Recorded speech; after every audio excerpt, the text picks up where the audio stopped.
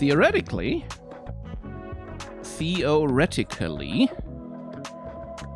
are currently live. We are live? Yeah? Oh god, I hope. Hello, everybody.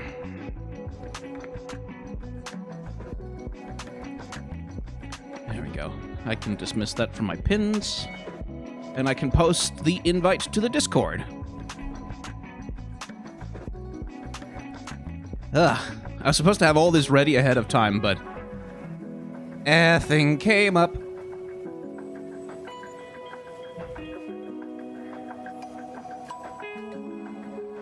Where is the invite? I had it copied down here somewhere. Limit 6 hours. There we go.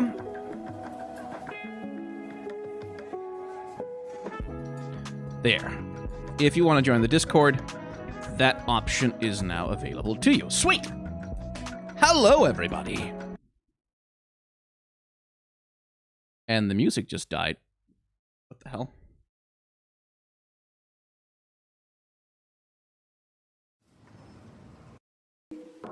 There we go.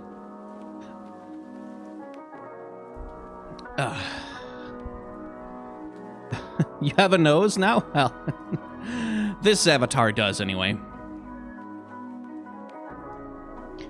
So, welcome along to a Legends of Runeterra card review stream. If you've watched these before, look at all these new LeBlancs. Yeah, Harlequin. If you watched these before, you might know how they go, but if you haven't, we will be looking at mostly the units. So, champions, followers, landmarks, maybe occasionally some spells from the new set of Legends of Runeterra. We'll talk about the artwork, we'll talk about general stuff related to how they're presented, well, things like that. And we'll just hang out, and we'll have, like, a good time, and enjoy ourselves, and chat and talk and stuff. But yeah, usually when I stream, I like to leave, like, at the start of the stream, like a 5-minute gap before I actually start to do things. And the reason why I do that is because YouTube notifications can be a little bit shit about telling people when I am streaming, when streaming is happening. This are like I've had my phone where like I've gotten a notification about a stream happening like half an hour after it finished. So I like to leave a little bit of time just to give people like an opportunity to catch on to, hey, this thing's happening, we could go and watch it, and not miss out on like the first 5 minutes of the stream. Skins. Yes, we will also talk about the skins that have been added to the game, and I'll share with you my my opinions about those. Just a sec.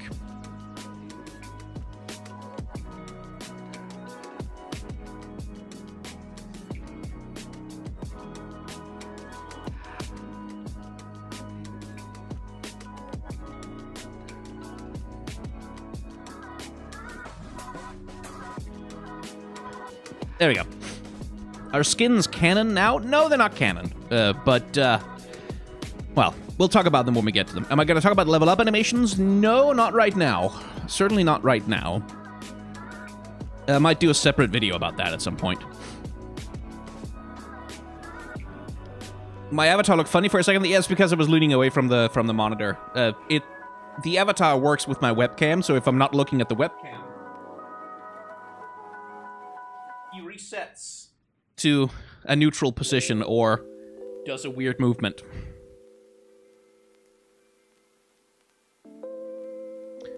Canon Riot Games event where LeBlanc and Mordekaiser versus Swain and Scion occurs and all the Noxian champs pick sides. Yeah, I mean, who knows? Like, I don't know about, like, lore. Because, like, Riot have the damn MMO that they're working on now, right? And I have to imagine that in terms of developing the story for the MMO, they must have some stuff that they're like holding on to. Like some things that are like some storylines that are present in the game, but that they're not going to pull the trigger on. And my personal theory is that they are holding on to the Void storyline. Like, it'll be the Void coming back, like the Void actually attacking Runeterra in full force will be the big major storyline that they're saving for the MMO.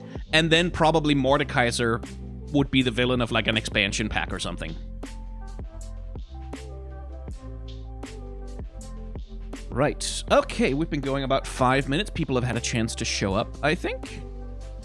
Do you like the Sentinels? I need to see what they're actually doing with these Sentinels before I have an opinion on it, but it is a little weird to see Pyke as a Sentinel. Like, he does hate captains, but why would he fight Viego? Like, why would he fight the undead? I don't know.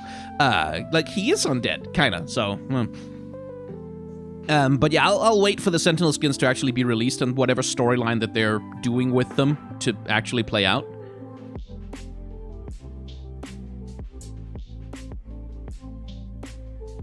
Let's see. The chat is going a little bit fast. No, slow mode is on. Good. So, I guess let's just get into it. And we might as well start with best girl in the game, which is Rexi. And this is like, I really like this art. Like, this is really cool art. And there's a couple of things going on here. So, if you remember when we talked about the previous expansion, we will have talked about Malphite and his splash. In fact, let's just bring up Malphite. I've got him right here somewhere. And the way that scale is communicated with Malphite, right? And one of the things that artists like to do when they need to communicate scale is to include something which we understand intuitively how big it is for scale in order to really communicate the size of the thing. So in Malphite's splash art here, you have these two little human mountain climbers, the mountain sojourners, standing down there looking up at him, and they are essentially human beings for scale. Like, helping sell the monumental, overwhelming size of Malphite as this living mountain creature. So Rexi is not quite that big, but she is pretty large, and in order to really sell just how large and overwhelming Rexi is supposed to be in the lore, we get, well, all these poor llamas? Alpacas? What the hell are those? All these poor creatures being thrown around, and these foolish little Shirimans getting thrown every which way. Just being in the picture, because without them, if there had been no human figures, no animals, no anything, and it was just like sand and rocks and Rexi bursting out, you wouldn't have that sense of, oh, this is a kaiju. Like, you wouldn't have that sense of, oh shit, there's a kaiju coming and we're all gonna die. You would have this, oh, she's monster sands. So the human beings help with that. As for framing, that's something that's actually not very present in this artwork. If you've been along to these streams before, you will know that framing is a thing that like happens in pretty much every other goddamn card. Includes some kind of frame. For example, in LeBlanc, you can see that her chair, her throne that she's sitting on, acts as a kind of frame within the frame, like a little shape within the composition that marks out her position in the center. That's not really a thing with Rexi. There isn't really this sort of structural element to the image that frames the character. She just dominates the picture by being really big, but also by having a weird color, because everything else in this image is bright blue skies and then there's lots of grays and browns. Like, even the prospectors and the animals and the camels and stuff, they're all wearing like browns and reds and the sort of like muted earth tones that aren't very saturated. Like, there's not that much color on them.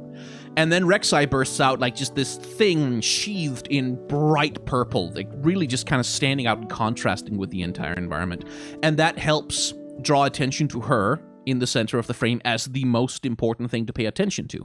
And that's actually harder than it seems to pull off, because human beings are like our brains want to look for faces. They want to see faces. Like, if there's a face in an image, the human brain will gravitate towards it and try and read it, try and read its expression, try and understand, like, what's going on with it. So if you pay attention to the NPCs, like the little people that are being thrown around here, you don't really ever get to see a visible face on any of them. Like, you can sort of kind of maybe make out, like, the dude down here, sort of, like, maybe it's a little bit of expression, but there isn't, like, a clearly visible. The only visible face, really, we get is the camel llama creature down here screaming in terror at what's going on, which is just a hilarious face.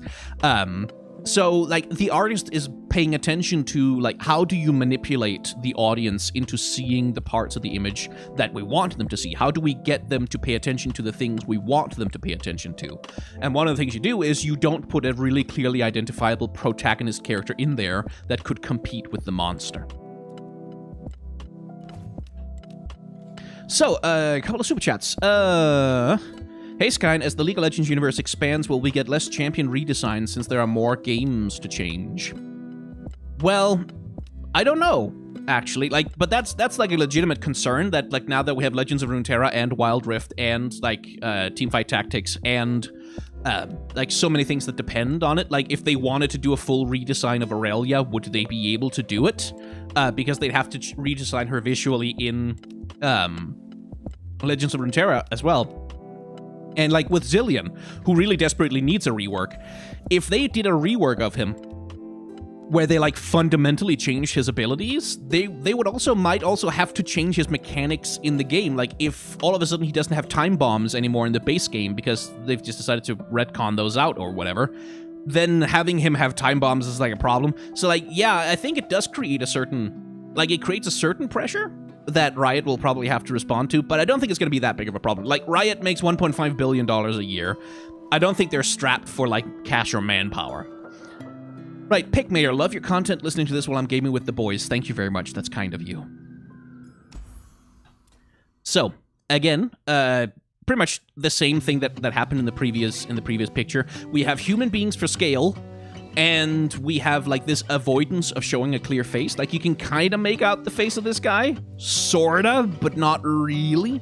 We have bright, saturated colors that are pretty much exclusive to Rexi's purple flesh, whereas everyone else is kind of muted and drab. And then there's just the fact that Rexi is way, way bigger in the image. Like, she's just completely dominating, like, 80% of this entire image is just Rexi. Which, of course, makes her the main subject of the image. It's kind of impossible to get around her. And there's also some slightly subtler stuff happening. Here, we have a little bit of a framing device. You can see these cliff sides, like this sort of valley that comes down here, that sort of creates, like, here down on the ground with the little tiny humans that are running away, you have this sort of barrier here, where in this little tiny itty-bitty squashed down portion of the image, that's where the humans are, where they're, like, where they're not being thrown around and killed. And anywhere above that, up here, this is Rexi's domain. Any humans that enter here are gonna get, well, they're gonna get yeeted, and then they're gonna get eated. Because this is where Rexi dominates, this is where she's in control. So her power, visually, is being shown to us just by mere fact of how much space she dominates, and the fact that anytime a human being or any other character enters her space, they are lifeless ragdolls being thrown through the air, and she is the character that's in control, that's active. She's the subject of the image.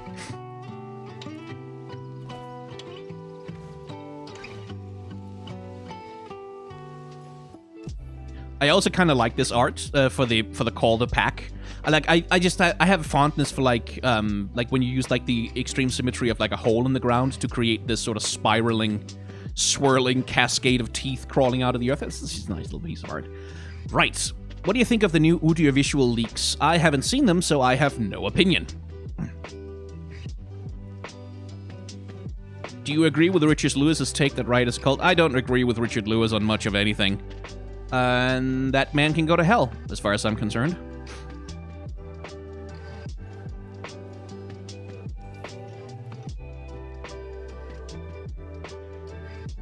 Right. Will you do level up animations too? Not on this stream, so if that's what you're here for, I'm sorry. That's not going to be happening. I might make a video about it someday, but not now.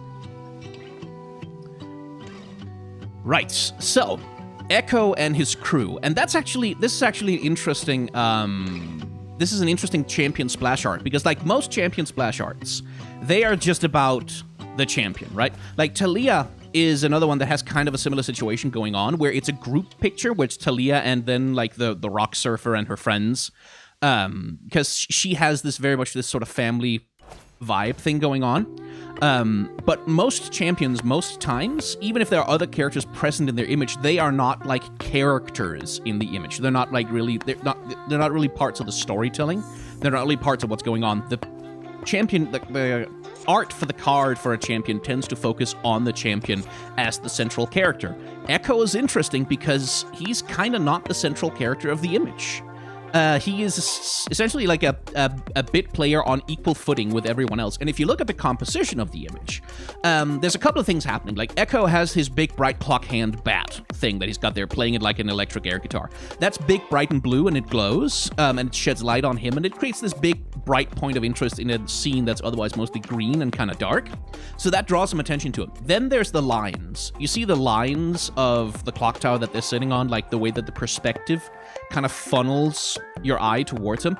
And then there is a little bit of framing. Specifically, you can see how his companion Kay here, I believe she's called Kay, and the little sumpwork guy, we'll get to him, Bo, they call him. They sort of create this center stage space for Ekko to occupy. That all draws attention to him and like helps you get the sense that, okay, this like we should look this way.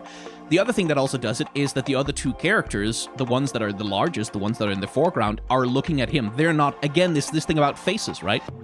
Oh, the music is a bit loud. I can turn it down. Better? The other two, like these two characters that are in the center, that are in the foreground of the image, that are the largest, are looking towards him. So their eye lines are also telling the viewer, like, oh, what are they looking? And yep, look over at Ekko, right over there. So there's a lot of compositional stuff going on that helps draw our attention to the Time Boy, but he's not the absolute central character in the image. Like, the entire image is not about him. It's about him and his group of friends goofing around, playing about on the top of the clock tower here, which is going to be relevant to the storytelling of the cards. So we have Shumi here, who is one of his follower cards. They are down here somewhere. There, the drop border.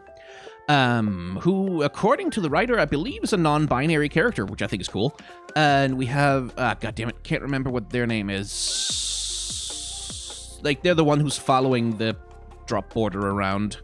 But they're characters that have been invented to essentially be Ekko's friend group, because very much part of his storytelling, part of who Ekko is as a character, is that he is this street kid from Zaun who just loves his city and loves being there and loves hanging out with his friends and like who just kind of enjoys being a Zaunite. And so they have this friend group around him that kind of shows what's his attachment to Zaun. Well, he loves the people there. Like, he has this eclectic group of cool friends that he hangs out with, and they do cool kid stuff like skate around and like do time travel manipulation and mess around. And so you get, from this image, you get that storytelling about who Ekko is as a character. Like, this is what he's about. Just as much as Rexi is all about being out in the desert and eating people, this is what Ekko is about. This is what his life is. This is what drives him. This is what he cares about. And this is just like excellent visual storytelling, because like you get the sense that these kids are having fun, right? Like, you get the sense that this is a bunch of teenagers goofing around, screwing about, doing stuff that's probably kind of stupid and dangerous, but getting away with it because they're young. Like, you do get that sense of a friend group just hanging out and goofing off and like fucking around and being kids, which I think is just lovely. And like, I gotta say, like, the character designs on these companions, we'll get to that once we get to the cards. They're excellent. Like, they're so colorful, they're so distinctive. They are not more outrageous than Ekko. Like, they don't steal the entire spotlight from him. But they feel like, you know, they could compete on equal footing. Like, if one of these were made into a champion, I wouldn't complain. Because, like, they could be cool. They'd need to be updated to be a little bit more flashy, but they could be cool. And I really like that as a character design thing. For the image. And also just like, this is a really gorgeous background painting. Like, look at the detail on the clock here in the background. Like, look how finely rendered all those gears and pieces are. Like, this is some really, really fine. I wonder if they did that with 3D rendering and then painted over it. This is some really fine rendering on a really complex mechanical piece. And I just think that's really cool. That's really well done. And I love the perspective. Like, you get a sense of just how big the Undercity is, right? Like, how big these buildings are, how tall, how deep. It's just a really, like, this is a picture that makes me want to hang out in Zaun, even though it's poisonous and deadly and someone will probably kill me immediately. It's just a nice vibe. Like, the vibes of this picture are just fantastic. And then here we have the second part of the storytelling, which is that, oh, wait, they hung out on top of a clock tower, which is probably kind of dumb. And now, well, one of them is falling down, and Ekko is using all of his time travel powers to rescue their stuff, rescue their bag, rescue their glasses, grab all their things, and eventually rescue them out of the air. Ekko can't fix everyone's mistakes, but that'll never stop him from trying again and again and again and again. Oh, didn't mean to do that. And so here, remember what I said about framing when we were talking about Rexi? Yeah, here you can see a little bit of that framing coming through. We have this crossbar over here, and then we have this one down here, leading into this one over here, which creates this sort of rectangular trapezoid frame in the middle of the image that Ekko then occupies as the central character. There's also light, like he's literally highlighted by light that falls on his character. Now, I'm not 100% sure about the perspective in this image. I think the foreshortening is maybe a little bit off. I feel like his body looks kind of weirdly elongated, and I'm not sure the proportions work with his arm. Actually, the more I look at this, I feel like they made his head way too big. And that's a little unfortunate. Not a big deal, but, you know. Right, as someone is pointing out in chat, there's the picture of Ekko's friend there. That is the... let's see if I can find them, actually. Because they're in the Foundations pack. This is the Sump Snipe Scavenger. And the Sump Snipe Scavenger is Ekko's friend. They were, like, a street kid from Zon that made prosthetics and, like, helped out animals and had this little friend group of animals that they were just hanging out with and being just a really kind, angelic, pleasant child. And then they were murdered. They were murdered by some pilt-over scumbag, I think it was, and Ekko couldn't get to them in time and couldn't save them. And that's part of Ekko's announcement was that he got a comic that told the story about how one of his friends was taken away from him like that. So, you know, that's bad. That fucking sucks. Sorry to bum you out there. And what we can see here is a little Easter egg that in their bag, this character had a sketch, like a drawing of their friend that they carry around with them. So yeah. Bummer. But yeah, framing, we have some color. Ekko's collar, which is one of the things about his character design that like makes him a bit more of a champion character, is that he has this bright red collar that just kind of stands out and draws your attention, especially in a place like Zon, where everything is like purple and green pretty much. Then you have this bright red collar on Ekko that draws your attention straight to him and like makes him a central character in the image. And then there's the face, of course. Like if we saw the face of the fallen character, first of all, that might be a little bit much because you'd see like the fear in their eyes, like screaming as they're falling down. That might be a bit much. But also it would distract from Ekko as the central character here. Here, Ekko, this is not a group picture of a group of people hanging out. This is a picture of Ekko being a hero. Ekko doing his thing and saving someone who needs saving. So he needs to be the central character here, which is why there's only one face. And Ekko's another lovely bit of his character design is, of course, the hourglass that he has on the front of his face. That makes him stand out immediately, which is just a very well put together thing. I still think their perspective in this image is borked. Like, I feel like his upper torso should be bigger and, like, yeah, like the legs and the hips should be smaller, more distorted into the space to really justify how big his head is there relative to his arm. Yeah, but it doesn't matter. Like it's not like it ruins the image, it's just a little nitpick. Oh, Amelia Strange sends a super chat. Hey, Sky, in all of the regions that have been getting more lore over the last few years, which one do you think has improved the most? Freljord. The Freljord. And specifically because someone we talked about in the last one of these streams, which is Dear Lizzie here. Lysandra has been expanded so much as a central linchpin character of the Freljord, along with like the Ash comic that really deepens the relationship between Ash and Sejuani and kind of lays out the stakes for that region. And then there's the Volibear and Ornn updates, like especially the Volibear update, which did a lot to deepen Udyr and his lore, which set him up for the rework that he's getting. Like, the Freljord generally has, like, I think the most compelling storyline in the game, at least in terms of how much they have developed it. Piltover and Zon could probably overtake them with Arcana once that comes out in the fall. Sentinel Pyke makes no sense, he's already did. Yeah, I don't know how they're justifying making Pyke a Sentinel, except that he's a popular character, I guess. It's a little weird. It's a little odd. And like, but Riot are, like, with the whole thing about the Sentinel skills, the whole thing about the Sentinel skins is that, as far as I know, as far as I can make out, the Ruined King game was supposed to have been out by now. Like, it was supposed to have been out, like, probably a couple of months ago. But then COVID happened, and then because Airship Syndicate, the studio, is in Texas, they got fucked by the massive power outage that hit during the winter storm last year. So, like, they just got hit, like, with a pandemic and then, like, a massive infrastructure disaster in Texas that completely fucked them on their progress and delayed the game they were making for, like, a long time.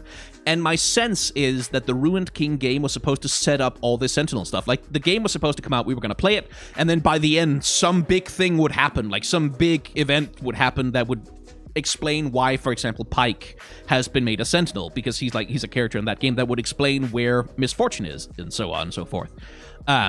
Unfortunately, because of everything just getting fucked over like that, they kind of had to reschedule things on the fly. They had to really fuck around with the scheduling and try and make it work.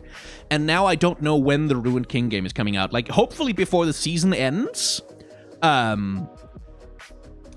But yeah, but we don't know.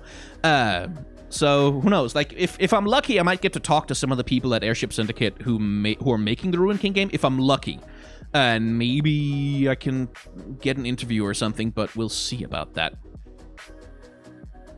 Let's hope Poppy gets a Sentinel skin. Yeah, like, I feel like she should, because she was there with Vayne when they found the Sentinel cache. So, surely.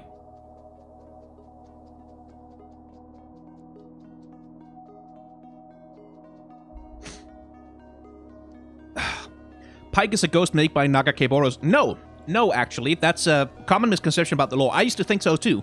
But no, Pyke is not a servant directly of Nagakeboros. Pyke is a servant of these guys. Pyke was taken by the jawfish, like a really massive, ancient, old jawfish, like a really kind of mystical, deep sea, horrifying jawfish.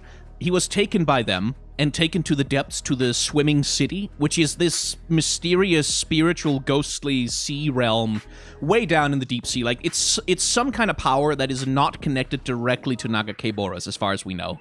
But he is not a servant of Nagakeboros. Like, Illaoi and him are not on the same team, as it were. I don't think they're enemies necessarily, but according to his lore, he's a servant specifically of the monsters of the deep sea, who are kind of pissed about being hunted for sport by the sailors of Bilgewater.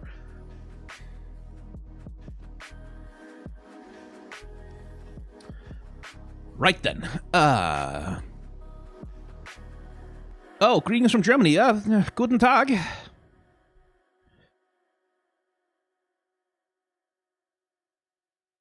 Will you learn about the deep? You will learn about the deep in Dark Souls 3. No spoilers, Male Jade. We'll get to Dark Souls 3, well, hopefully soon. Right, so, Pyke and his splash art. And here we get another demonstration of a pretty simple way to create a main character in an image. Because Pyke, here, is the brightest character on screen. Like, he has this direct little shaft of light from above on the surface, coming down, catching his shark tooth collar, and, like, sort of highlighting him in the center of the image. And it's not that there's no light on the fish that are following him around. It's not that there's no light on them, just that he's the brightest thing. He's the brightest object in the image, and so your eyes are immediately drawn to him. And that's one way to designate a main character, is just to put the light on them, literally spotlight them.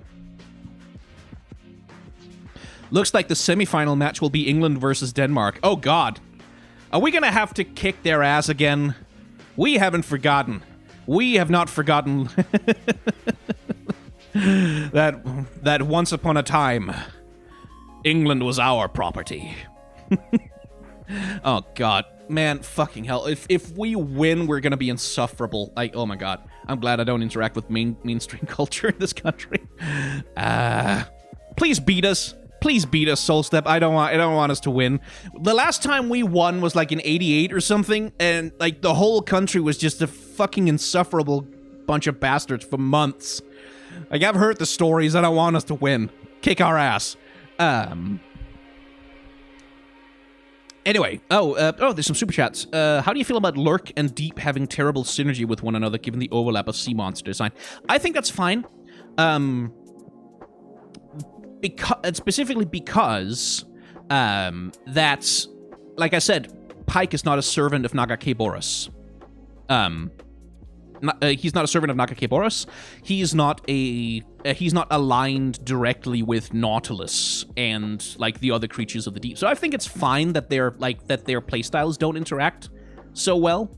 Like it would have been cool if you could make like a complete sea monster deck where like all the sea monsters get stronger with Lurk, and like that might have been cool, but I think it's fine. Like I think it's fine that Bilgewater has like these two very different ways to play sea monsters. Like the one where it's like you build up these giant, massive, huge, enormous sea monsters that are just like these huge tanks that just come thundering out of the sea, these titans. And then the other one where it's like you have this ravenous horde, swarm of fish that just kind of attack and attack and attack and attack and attack. Like the whole free attack thing. Is Nautilus a servant of Nagakeboros? Yes, he is. But we don't know exactly what his connection is. As far as we know, he was not turned into the Titan of the Depths by Nagakeboros. Like, Nagakeboros didn't transform him into Nautilus, but he serves Nagakeboros. Like, he certainly believes that he does. Anyway, with the Sentinel skins being canon, are there any lore skins you'd like to see? I'd like to see Aatrox when he was an Ascended. Oh, yes. Like, Ascended Aatrox, like, pre-corruption Aatrox, pre-corruption Varus, I'd like to see as well. Like, any of the Darkened pre-corruption would be very cool. I'd love to see that. And I also, like... On the other side of the coin, I wouldn't mind seeing... I don't know that they'd be lore skins necessarily, but, like, I wouldn't mind seeing, like, a Darken Nasus. I wouldn't mind seeing, like, a Darken Azir. Like, if he gets to be King Emperor of Shurima for another 3,000 years, and we get to see what he would be like as a Darken after, like, thousands of years of corruption, that might be pretty cool. I mean, Varus would have to be, like, a legendary skin at the very least. Certainly, Slenda. Definitely. Anyway, oh, yeah, there is 1,000 people here. Hello, 1,000 people. 1,100 people, actually. 1,169 people. Nice. Hello. Welcome along. I hope you're having a good time. Let's get back to Pyke. We were talking about him for a second a while back before I got distracted by super chats and stuff. Boy. Good grief. Right, so as I was talking about, he is a central character just because he's highlighted. Just because he's the brightest character in the image, your attention is immediately drawn to him. There's also a little bit of a very fun framing that I really like here. You see how Pyke's, like his the upper parts of his head above the bandana are... You see this tangent line of the teeth kind of leading directly into the teeth on his bandana. So it's kind of, there's sort of this synergy between them, as though Pyke is like a different form of the jawfish that's swimming back here. Like there's this overlap between the open maw of the jawfish behind him that sort of creates the same shape as his body, like that hunched over posture that he's got. So there's this visual symmetry that I really like. That sort of, there's a little bit of visual storytelling that Pyke is like an extension of this, like that there is a connection between them, because he too has these giant teeth on his bandana. It's just a nice little way to frame it. Because normally you would want to avoid a tangent like that, because what a tangent does when there are tangent lines in an image, it tends to flatten an image. It tends to make things meld together, and usually you don't want that unless you are trying to visually do a little bit of storytelling about, hey, maybe these two things are like kind of flattened together. Maybe they are connected. Really kind of like that. Like you can even see like that the spike on his boot here kind of pokes up and acts like a tooth in the jaw, in the maw of this giant jawfish. You really get that sense of like a visual connection between them, which I think is very cool. Like it's just a nice little storytelling thing. But yeah, that's mainly the thing that makes Pyke the main character, is that he's highlighted. I really like the fish as well. I like the variety of fish that we see here. Like this is something like I harp on about on my goddamn channel, like 24/7, every goddamn hour, every video I put out is like diversity. Design diversity is good. When there is diversity in design, everything gets better. Everything gets cooler. Look at these fucking cool-ass fish, man. Imagine if they'd all just been like the same fucking fish. Right? If it's been like this guy and it was nothing but that guy over and over and over again. Fucking boring. Shit. garbage. Throw it out with the trash. But no, there's different fish. There's this fish with like a little tiny mouth with teeth in it. And then there's this fish with a huge nose and big teeth. And then there's this thing with like an underbite that could like chew a Ford truck in half. And there's these little guys, these little piranha-looking motherfuckers up here. There's a little sailfish back there. This thing with this giant like spike on his nose, and then the giant jawfish. Like, it's cool when there's diversity in design, when there's visual diversity in the ways that characters are constructed. Even if they're just fucking fish, everything gets better. It looks nicer. It just becomes more interesting and more fun to look at. This is a better piece of art because there's design diversity in it.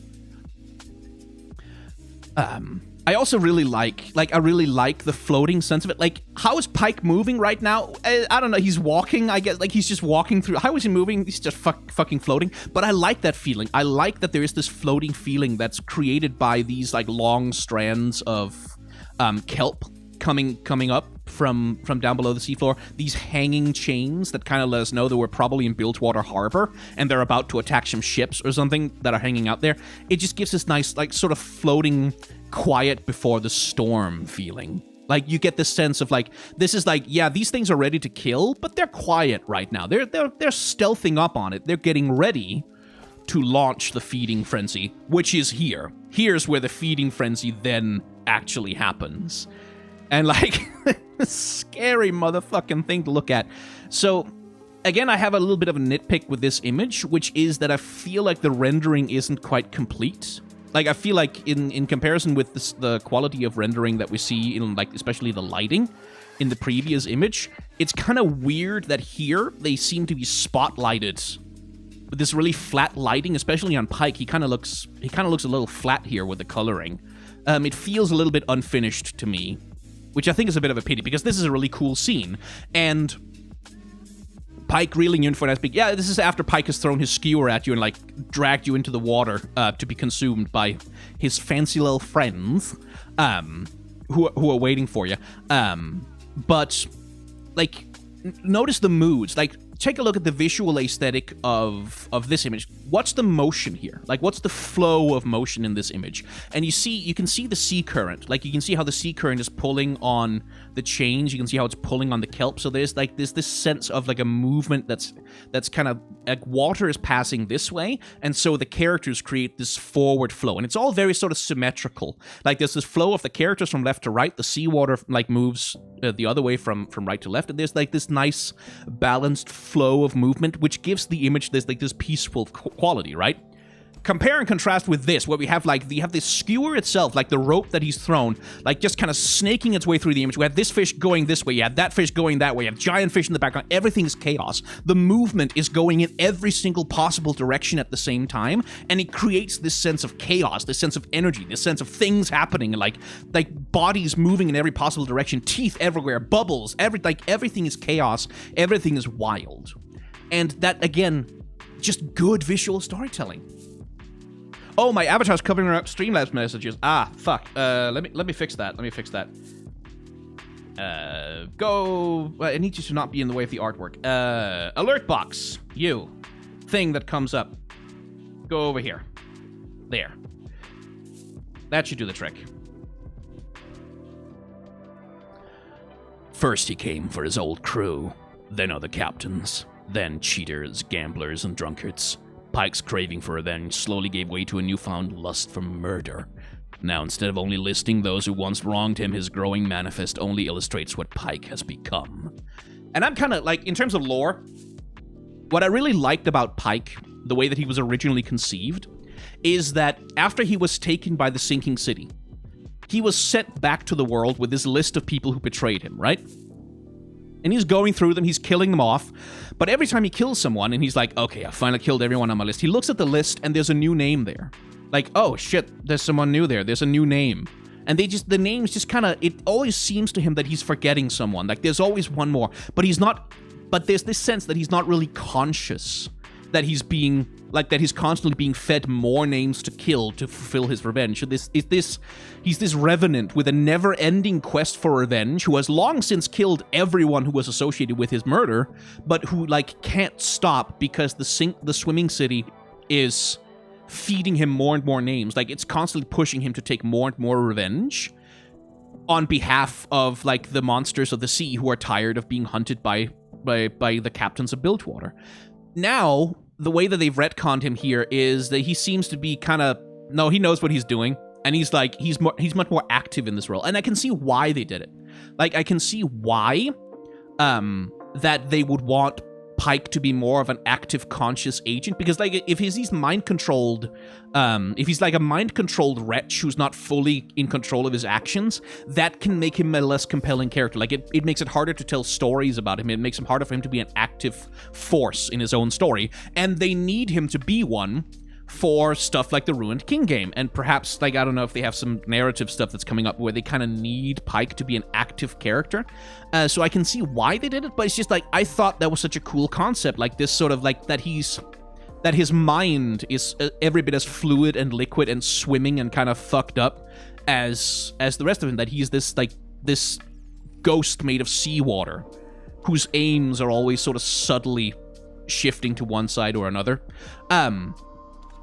But anyway, like, it's fine. It's just, like, I like the old concept better. So yeah, like, this is just a cool image. And again, the lighting is doing the work here. So we have the fish themselves, like, these little 5 fish in the foreground are highlighted just as much as Pyke is, because they're part of the image as well. But notice that Pyke's upper body, like his torso, all the bare skin, it's pretty much uncovered, right? Like, there's nothing getting in the way of him. Whereas with the fish here, like, this guy over here is like, he's like way out in the middle of nowhere in the image with all the bubbles in front of him. This guy's like all the way over here. And then these guys are like overlapping each other, and kind of like this guy's jaw is a little bit cut off, and this guy's like sort of being pushed to the side by Pyke himself. Pyke is sort of the only character who really has, like, space and quiet around him enough that you can focus on him. And then, of course, there's a human bias towards looking for faces, towards looking for characters, people that we can relate to on some level, which helps draw our attention to Pyke as the central character of the image. And that's also helped by the rope, which snakes its way down. And, like, even if you start by looking at the fish here, which you might, the rope will still take your eyes and kind of lead your eye line to our boy in the center here. So yeah, I wish the rendering was a little bit more complete, like, especially when I look at the fish scales up here. Like, it feels like kind of a sloppy rendering job. It feels unfinished. I wish it felt a little bit more complete, like that the rendering was a little bit more detailed, but compositionally it's very cool. Right. Was there only 3 new champions? Yes, there's 3 new champions in the expansion. Not much to say about feral prescience, I don't think. I quite like this. Like, I like the use of color in this particular little artwork, because you have this like bright yellow eye right at the center of the image. That's sort of where you can see the madness in the face of the fish, and that's a really nice contrast, because you have this yellow, then you have a little bit of purple around it, and then you switch over to blue and green for the ocean aesthetic. And it's like, it just makes it really easy to see, even like in a small little tiny splash art like this one. You can see, oh, this is like some kind of berserker rage kind of thing that's going on. It's a good little way to do that. Right. How you doing, chat? What, the list? Oh, the list. You want me to... What about it? Like, there's not much to say. It's a dagger in a parchment, and you can see that Pyke has scratched out names, and there's always more names left.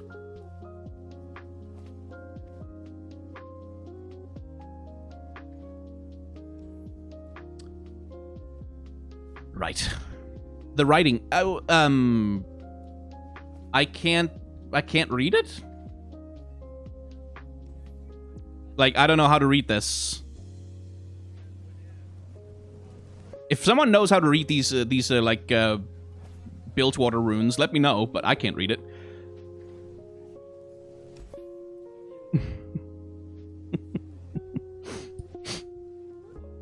What's the background music playing? It is the Sessions piece. Like, Riot recently created like a Riot Games music YouTube channel, and they put up a content-safe playlist of like lo-fi beats to reviews card skins too. Just use Google Translate. Oh yeah, I should have thought of that.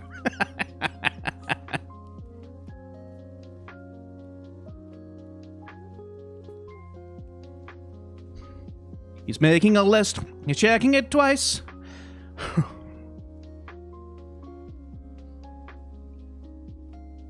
No, it's not Ekko. Show me's a genius with that hoverboard. I once saw them switch the sump grinder into a bottom board backslide and then catch air with a 3-point triple dip or something. Look, the point is they're awesome, okay? Practical Perfectionist. And the Practical Perfectionist is a card that comes up later down the line. It's another one of Ekko's followers. But yeah, for those who are observant, we have Fun Yip here, who's gonna come up later as the Fallen Feline, holding a Hextech crystal of some... Well, it's not a Hextech crystal, but a crystal of some kind that he drops as he gets sort of thrown around by these crazy kids running along. He gets saved by Ekko. Don't worry about it.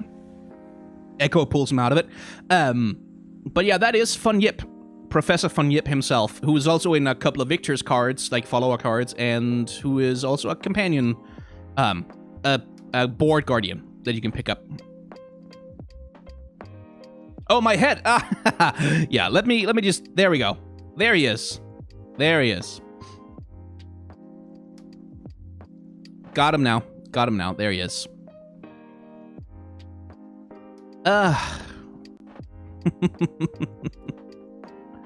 Right. So yeah, how do we know who's the main character of this image? Well, there's a couple of things. First of all, they're highlighted. Show me here in the middle is highlighted. Second of all, they are the largest character on screen. Like, with the hoverboard especially, they take up pretty much like this entire... Not quite half, but like... More than, like, well over a third of the screen right here is just taken up, like, them dominating that space.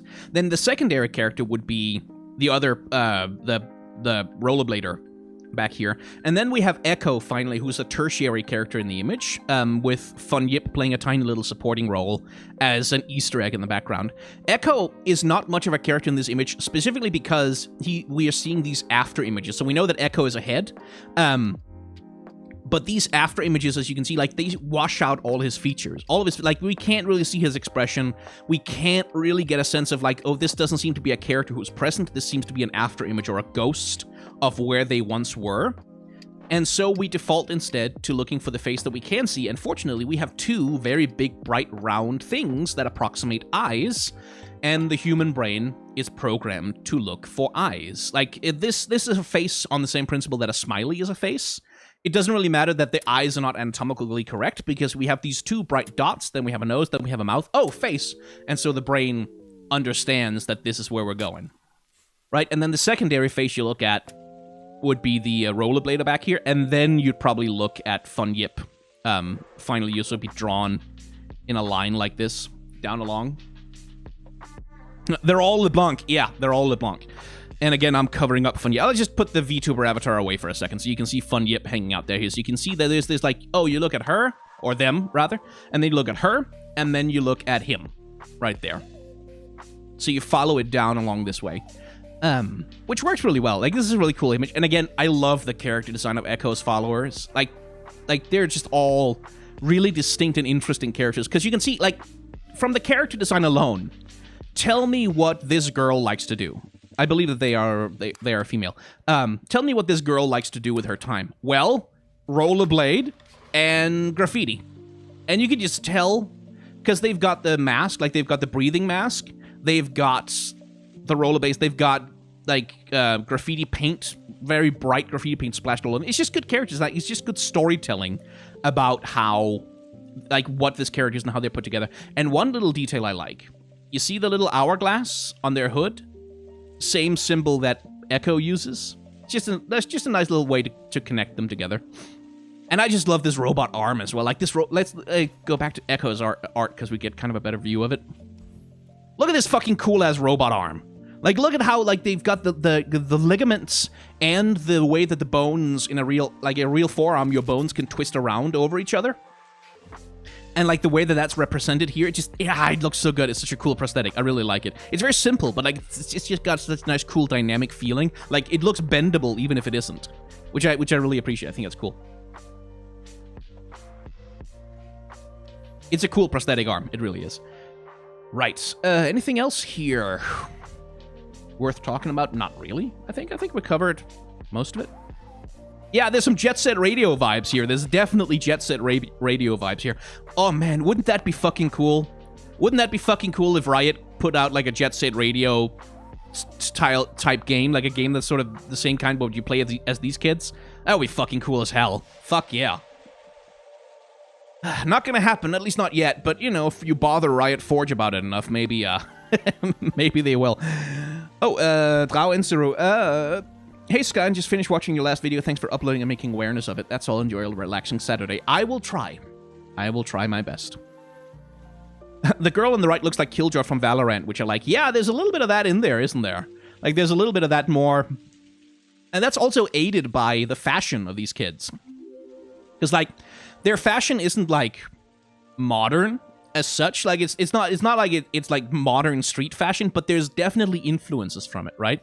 Like, you definitely get the sense, like, especially with the hoodie that the girl is wearing, and, like, the round glass, and, like, the glasses that she's got on. Like, there is a more modern vibe to these characters. Like, that's much more rooted in something contemporary.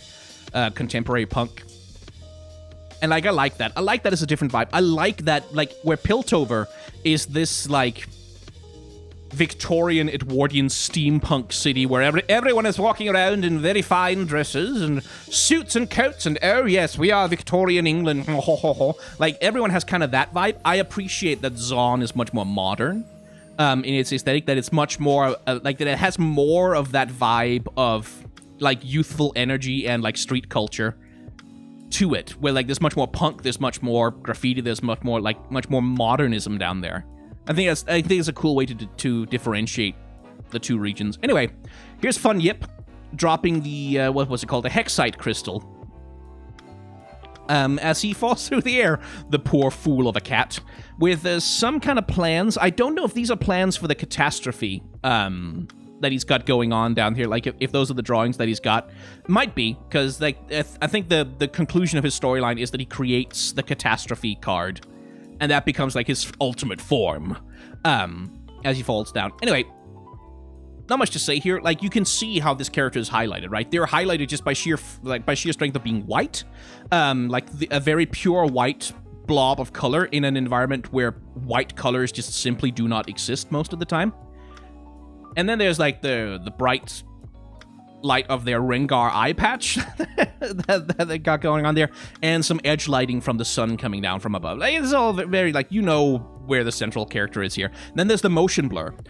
Everything else in the image, you can see there's a directional motion blur applied in the direction of the foreshortening in the image, like in the direction of the perspective, because he's falling. But that motion blur is not applied to the cat himself or to the Hexite crystal he's desperately trying to grab for. And that also helps make him central in the image because he's the only thing that's in focus.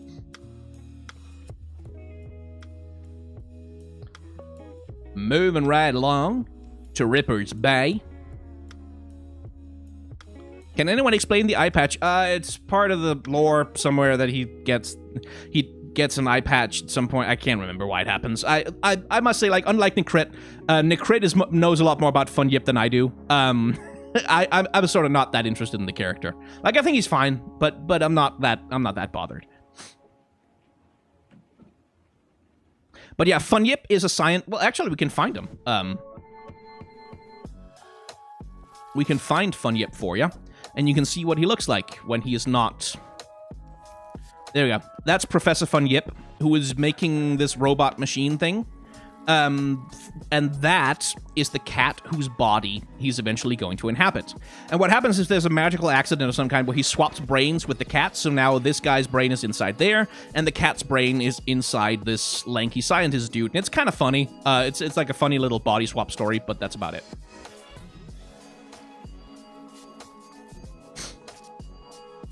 Where were we? Ripper's Bay. And I should check in with chat. How is chat doing? Oh, well, you're very welcome, Carolina. Yip has literally 5 times the lore of Fizz. Yeah, I mean, he has more lore than Shaco, he has more lore than Teemo, he has more lore than Rumble. He has more lore than a lot of champions, honestly.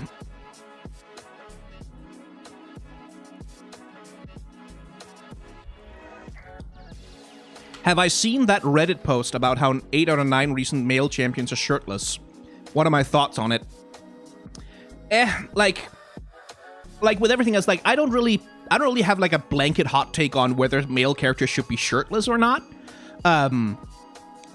Like for a character like Viego, I think it works. For a character like Set, I think it works. Like I think it works really well that they are shirtless because Set is like this Yakuza boss poser guy, right? Like he's doing the whole I am like the most powerful himbo in Ionia. He's doing that whole thing.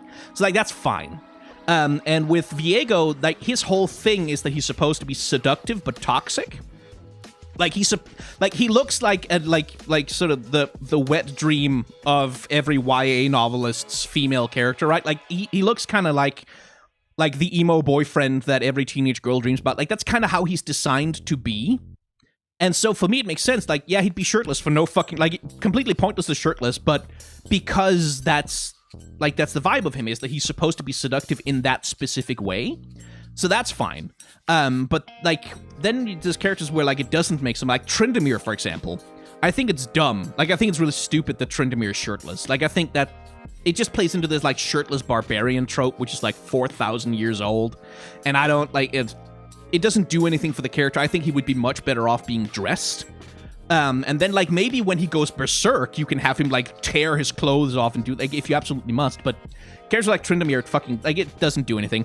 Akshan also, like, Akshan, again, is a character where the point of him is that he's supposed to be this seductive, roguish, like, he's supposed to be an Aladdin character, right? He's supposed to be seductive, he's supposed to be roguish, he's supposed to be that, like, charming rogue who kind of disarms you just because he's so handsome and nice and like, and he knows it and he uses it. So like that's fine. And then there's Silas, for example. Like someone asked about Silas in chat. Is like, yeah, why is Silas still shirtless? Like, why is he shirtless at all? Why was Silas shirtless in prison? Why? Like, why didn't they give him a shirt? Like, I don't understand why they didn't give him a shirt. It seems very silly, and it's one of those character design decisions that prioritizes making him sexy over fully really telling the story of the character. Like, it sort of tells the story, the idea of him being deprived in prison. Like, they only give him pants. They only give him foot wraps. That he's like this like sort of dejected prisoner. But then they also make him like swole, like he eats 12 tons of protein a day and hits the gym for 8 hours, you know. Where it's like, what's the storytelling supposed to be? So like, I don't have a blanket hot take on shirtlessness. I don't have a blanket hot take on it. It's like, sometimes it works, sometimes it doesn't, and I don't like it when characters are made sexy just to be appealing and not because it makes sense for the character. So, someone in chat said sex sells. Am I gonna have to go on my sex sells rant again? Am I gonna do that? Am I gonna go on that rant again? No. I'm gonna leave it. I'm just gonna say it's more complicated than that. Anyway, let's talk about Ripper's Bay. So landmarks are interesting as artwork in this game because, like, they're not about characters usually at all. Landmarks are, well, they're landscapes, essentially. They're sort of landscape paintings, except they're not really landscape paintings. They are paintings of things as characters. They're paintings of places as characters. So, looking at the Buried Sundisk, for example. Like, yeah, it's supposed to be this landscape painting of Shurima looking out over the thing, as we sort of like, oh, this is what the Sundisk look. But the character in the image, the subject of the image, is still like the structure, the building itself, the fallen Sundisk, and like these like pillars that used to hold it up into the air. Azir for scale, but like it's still a character piece about the place. It's not like a landscape painting, it's a character piece about the place as a character, which is a different thing. So, Ripper's Bay. There we go. What's the character of this place? Like, it's not just about, this is a landscape painting of some place in Bilgewater. No, this is Ripper's Bay. This is the place, Ripper's Bay. What is it like? Like, what's the nature? What's the character of this place? And that's where, again, we look at how are they framing it? How are they using the light? Like, what are they making important in the image? And there's two things that are important in this image. Shipwrecks and these motherfrickers, these little soft-nosed monster fish with their red glowing eyes and their giant teeth, which is why we see a little bit below the waterline here. So we can really get a look at, like, just how awful these things are, and yet there's just fins and fins and fins and fins and fins. Like, these bright red fins poking up out of the water, like, really contrasting with the sort of azure and seafoam green. So you really you get a sense of, like, holy fucking shit, it's called Ripper's Bay because of these motherfuckers. Like, it's Ripper's Bay because these things rip you apart. If you touch the water here, you're fucking dead, right? Like, you get the sense of that. But you also get sort of, at least this to me, I get sort of a sense of this is a little bit of nature reclaiming its own. Like, it's about, like, the impermanence of Bilgewater and its culture, because we have all these mighty vessels here with their giant harpoon guns and their fancy masts and, like, their sails and everything, just kind of reduced to these broken skeletons dashed on the rocks. It's also an image about the power of nature, the power of the sea, the danger of the sea in Bilgewater. That's the character that's being told here, is that, like, when you are in Bilgewater waters, like, you're one step away from death at any given point in time. The ocean can and will decide to destroy you. You know? The seagulls are LeBlanc, yeah. All the seagulls are LeBlanc. Mais oui, c'est vrai. Let's see. The Shadow Apprentice is not new, I believe. But the Sharkling is. And I love the mouth on this thing. Like, I really like the mouth design on the Sharkling, because it's almost like it's a paper bag that's being opened up, right? Like, this is a weird design for a mouth, because it looks like it doesn't have a jaw. Like, it looks like it's just this tube that's, like, rimmed with these massive teeth that just kind of opens up, almost like more like a worm than like an actual boned fish. And it's just a scary ass mouth right there.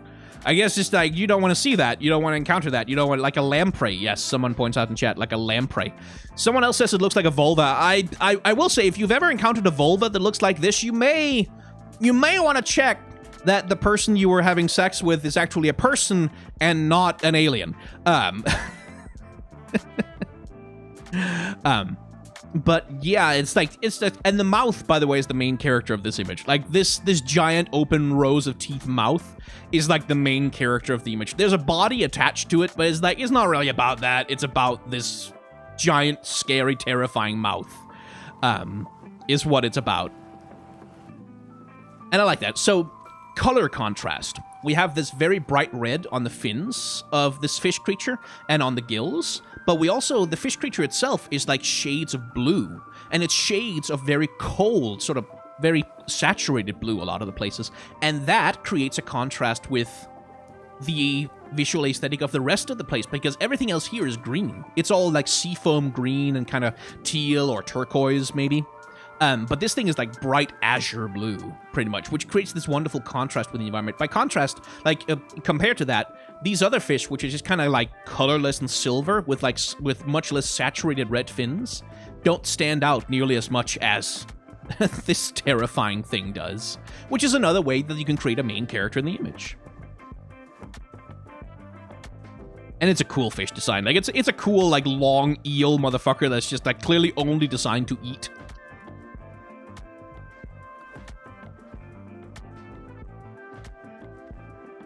Dun, dun, dun, dun. Treasure Seeker. Let's go to Shurima for a second. I love this character. I like it. I like this character a lot. I like them. I think they're cute. I think they're adorable. I think they should be a champion. I want this character as a champion. This adorable little sand kitty yordle. I want them. They're cool. They're cute. I love their design. I love their eyeliner. They're just great. This person's fine. But the real star of the show is the yordle in the background, because they're adorable. They're wonderful. And I love them. Yeah, it's a palico. Like, it's basically a palico for Monster Hunter, a little bit. It's adorable. It's wonderful. But yeah, remember what we talked about earlier about framing? Yeah, here it's very, very painfully obvious, right? Like, here it's like you can, yeah, here's the frame. It's very explicitly built into the image. Here is the frame, and like this is how it's being used to frame the composition. And what's interesting about that is that the frame, from the perspective of a professional artist, it's like, it's an excuse to do a lot less work, because you just kind of, okay, I don't want to have to paint this whole fucking image. Let's just like some dark and some brown. And we don't have to paint that. We only have to paint the bit that's here in the center. Good way to save some work. And also a good way to create a composition. So, storytelling in the image. If you were to look at this image with no context whatsoever, what's happening right here? Well, this character is pointing, and they're pointing while, like, sort of tapping this thing on the shoulders. What they're pointing at? They're pointing at that thing. So they are sending this thing to retrieve that thing. Pretty clear storytelling, right? I should get my VTuber back on screen. And then, as a secondary bit of storytelling, you have the Yordle in the background. And look at their expression, right? Look at the expression on this Yordle as they're looking at this thing happening over here. Like, what kind of expression do they have? They have kind of this tired, sort of like, oh my god, this again. Like, they're sort of anticipating that this shit is gonna go wrong, right? Like, you get the sense of like, oh, here we go again. You get the sense of that. We'll read the description, we'll get to it, don't worry.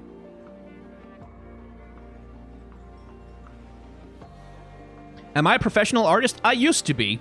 Like, I don't think I can call myself that anymore. Like,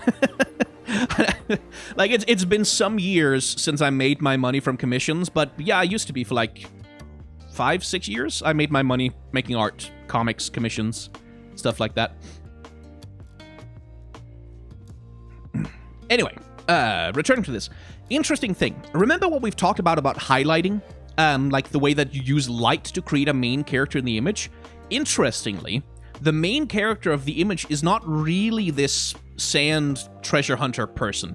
The main character of the image is this hand pointing a finger at the thing that's being retrieved and giving an order to the secondary character, which is this little sand critter. And that's a really clever way to do things in terms of doing visual storytelling, is to not highlight the face of the character, because like we talked about before, the human beings will find the face. They'll get there. They'll look at it, don't worry. So instead we highlight the hand and make that like the central piece of the image, so that it becomes the thing that ties everything together. The hand is pointing at the medallion that's being retrieved.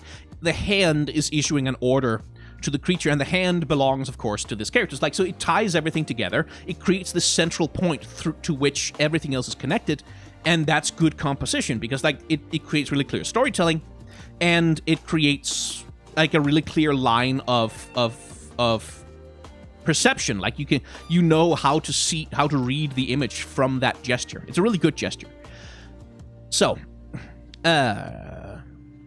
anything else worth talking about? Like, I like the character design. Like, I like the character design on this character. I like the whistle. I like the whistle that tells us really clearly, oh, it's an animal trainer, right? Like, you just from seeing that they have like this whistle hanging around their neck and they're handling this animal, it's like, oh, they're an animal trainer. They use animals to do the thing of like checking for traps and stuff. Which is cruel, frankly, but, you know, whatever works when you're trying to survive, I suppose. So there's some good storytelling going on with them. I like the hairstyle. I like the braids and the... I don't know if those are dreads or braids. I can't really tell. I like the shoulder armor. It's a little unnecessary and kind of silly, but, like, it works for the character. Makes them a little ostentatious in a fun way. And it's a nice posture that they have, like the whole gesture of the body, like the way that they're completely kind of folded in on themselves, with like the legs really kind of tightly squeezed together, almost as though they're sort of getting ready to try and squeeze in there themselves, but they're a little bit too big for it. It's really good. It's really nice. Right. Okay, Dabu, you're gonna go in there, grab that, whatever it is, and you're gonna make us rich. Me rich. You're gonna make me rich. Got it? Also, if that's a trap thing, I'm real sorry in advance. Poor creature. You deserve better than her. You really do.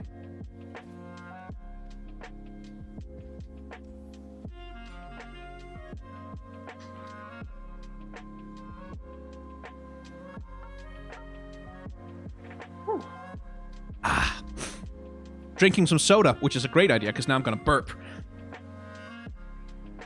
Anyway, someone asked if I was an illustrator or an animator. Occasionally both. Like, I didn't do a ton of animation work just because it's really time-intensive and it's hard to get paid for it. But I did occasionally do some animation work here and there.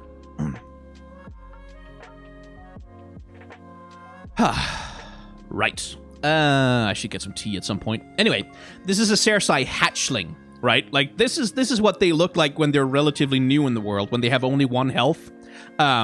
So yeah, Cersei are terrifying. Oh, no, don't worry about me recording in here, Mr. Motorcycle Man. I'm sure your big loud machine that you got between your legs is important. The Chain Warden in chat. It was at this moment Kevin knew he fucked up. Yeah, he knows. So, compositional tricks happening in this image. Look at this. Like, look at that. So, actually, I can show you this with another image. Let me see. I'll use another image to set this up. So, look at this Mage Seeker Investigator picture, right? We have Lux over here on the left hiding. We have the Mage Seeker there on the right looking for mages, presenting the Mage Seeker sigil. So, look at how they are separated in the image. There's this big, like literally just this big barrier right between them where Lux is hiding on one side, the Mage Seeker is on the other side. That does all of the storytelling for you, right? Like, you know exactly what's going on here because you have this... like, this character sort of squashing up against this barrier here, while this other character is, like, looking not at them, but just kind of looking in a general direction somewhere. The storytelling between these two characters is really, really clear, right? Like, she's hiding from her.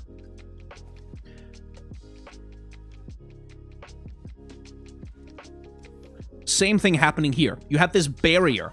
Unlike the Lux image, like the Mage Seeker image, it's not a direct barrier. It's not like this thing, this would prevent the Cersei from detecting them.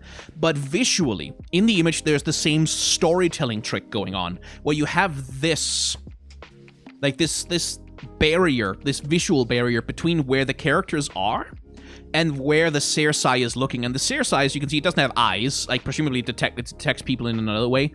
But it's kind of like looking over them and not really seeing them. So you get the same storytelling of hiding. Like, this storytelling of these characters, like, barely not being detected right now. They're like, holding her breath. Like, sort of just holding on to the guy's arm and be like, don't make a sound, don't make a sound. So you get this tension. Because unlike... let's go back to the Mage Seeker. Unlike in this image, right? In this image, we know that Lux is safe. Like, we know that the Mage Seeker can't see her, that she's completely hidden, and that she's not necessarily in any direct danger right now. The Mage Seeker is looking, but they don't have the scent. Like, there's not a lot of threat there. It's just a tense image where it's like, oh, I need to stay here until they go away kind of thing. The other compositional trick that's happening here is an intrusion. So we have this barrier, right? This barrier denoting the safe place down here where the characters are hiding, separated from the space where the antagonistic force is looking. Except, look at those claws digging in to the barrier. Look at this throat hanging out over the whole thing. Like, there's this invasion of the Cersei is like invading the safe space in the image where the characters are hiding. It's being encroached on. And so there is this extremely heightened sense of tension because it's like, oh shit, oh shit, oh shit, oh shit, oh shit, oh shit. Don't move, don't breathe, holy fuck. Oh yeah, I'm in the way again, fucking hell. Where can I put me if, like, to avoid getting... There. I'm a floating head now. There we go.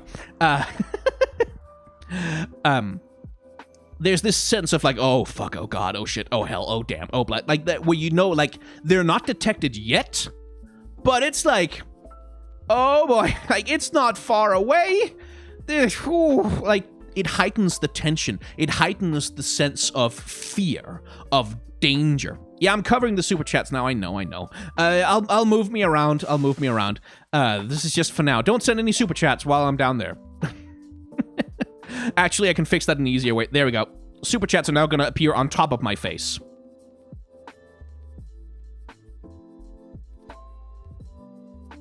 But yeah, like, it's this little compositional trick that just, like, heightens the tension. The other thing, and going back to the Mage Seeker again, let's just jump back and forth. I wish I could open up multiple images at once.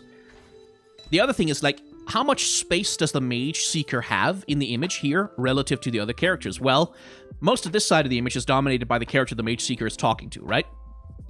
And then all of this, like this third of the image over here, all belongs to Lux, right? That's all Lux. And the Mage Seeker only really has like a little third of the image that belongs to them in the center here. Denoted also like the bright white of Demacia being the Mage Seeker's color in this image, whereas this like golden sort of soft pink light that Lux is hiding under is her color. For the Cersei, again, to heighten the sense of tension and threat, what's the distribution of space? Well, these two characters are like barely squashed together in this tiny little space at the bottom right of the screen, like literally being stepped on by this giant Cersei. And then the Cersei itself takes up like a good 40% of the image, just like this giant hulking thing in the middle of the image. And it has this companion over here, which is also presenting a threat like over to the side there. So like all of this space right here, that all belongs to the Cersei. That's their space, and if you enter that space, you are fucking dead. As surely as you are dead if you entered Rexi's space when we talked about her splash art. Like, so, like, there's this tension of, like, this oppressive feeling of, like, holy shit, these characters might survive by the skin of their teeth if they are extremely lucky, but there's no guarantees. Like, they're in desperate danger right now. And it's all just being created by the way that the characters have like the space distributed for them. How much space do they get to dominate? How much space do they get to occupy? Where do they get to take up space in the composition? All of that is what's creating the storytelling here, which is what's creating the sense of tension and fear.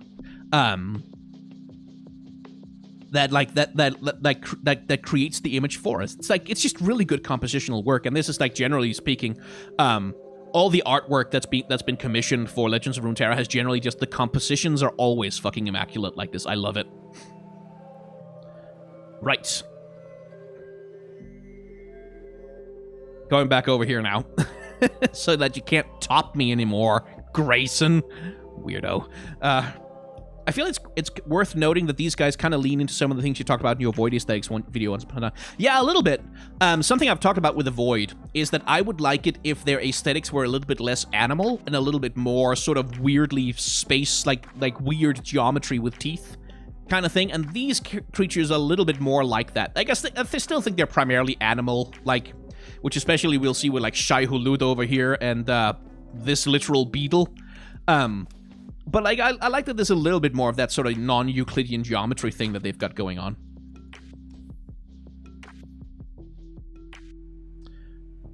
Right. Moving right along. Oh, yeah. The boom baboon.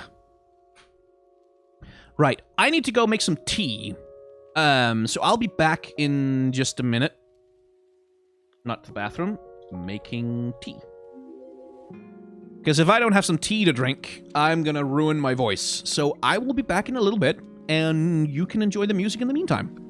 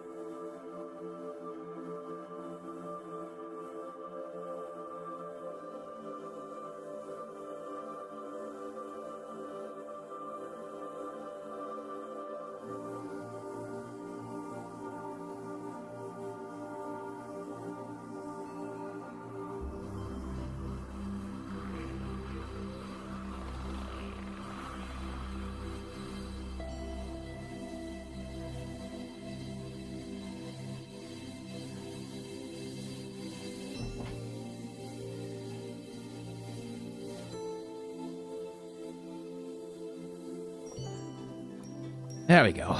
I have some tea now. It needs to steep for a bit. But in the meantime, let's see. Oh, someone sent me a super chat. DJ Niblets, thank you. First super chat ever. You deserve it. Love your streams. Thank you. That's very kind of you. That is very kind of you indeed. Play Mother 3. Oh, I already have. Like, well, not on any channels or anything, but I played that way back, like on a fan translation patch way back when. What kind of tea? Chamomile tea with honey. Because it soothes the throat. It's good for, like, stopping me from blowing up my voice by talking continuously for like an hour and a half. A feral rocket monkey screaming BRB making tea is an amazing screen cap, by the way. Yeah, I feel like this is like, there's some return to monkey, meme potential with the boom baboon here. Jinx had a more conventional supplier once, but the two of them had a falling out. By which we mean the supplier fell out of a window. By which we mean the supplier was blown out of a window. By Jinx. So, this is a pretty standard action shot. So we have these action lines, these speed lines in the image. You can see them here, especially around the boom baboon itself. Drawing a direct perspective line. This is a 1 point perspective. Is it a 2 point? No, it's a 1 point. Towards the explosion here in the background, which is sort of the central focal point of attention. And the central character, of course, is the boom baboon itself, which is a hell of a thing, this creature, isn't it? Like, the hell? Zon is a weird place, man. But there's not that much to say about it in terms of framing, in terms of, like, it's all, to me, it's kind of obvious. Like, every single line in the image, because it's a 1 point perspective, every line in the image emerges from the explosion. And so every line in the image becomes sort of part of the explosive power of the explosion. And so, like, it all kind of leads your eye from the explosion to the monkey, so you kind of know that the baboon caused the explosion. And it's like, yeah, it's, I don't know, there's not a lot to say about it. I don't feel like it has one of Jinx's Super Mega Death Rockets strapped to its back, funnily enough, which is a weird thing for it to have, besides all the flame chompers it's got going on. But yeah, I mean, it's a fine picture. Like, I like the idea of the boom baboon, but it's not really an image that excites me very much, unfortunately. Did you see the new Ekko interaction with the Vi and Jinx implying that they were all part of the same group as kids? Well, sorta. As far as I understand, the dialogue between Vi and Ekko and Jinx is that as grown-ups, well, or like Jinx at some point in the past went crazy, right? Like she had something happen to her that turned her into the insane explosion gremlin that she is. But before that, her and Vi were both part of a Zon Undercity gang of some kind. Like, while they were still pretty much adults. Like, it'll have been like 4 or 5 years in the past, something like that. And Jinx at that point wasn't quite insane yet. So the way I read that is that Ekko knew them then. Like, he will have been a kid. Like, he will have been like a 10-year-old or whatever. And he will have known them while they were still part of the gangs. And now Jinx has gone, like, completely off the deep end. And Vi has joined the Piltover Enforcers. And that's, like, he talks about how they've changed from that time. But I don't think he knew them as kids. And I don't think he was, like, friends with them when they were all kids together. Because Ekko is a lot younger than Vi and Jinx are. And also, yes, Jinx is called Powder. As far as I think Powder will be her name before she turns crazy, like before she goes off the complete deep end. Her name will have been Powder, like gunpowder, you know.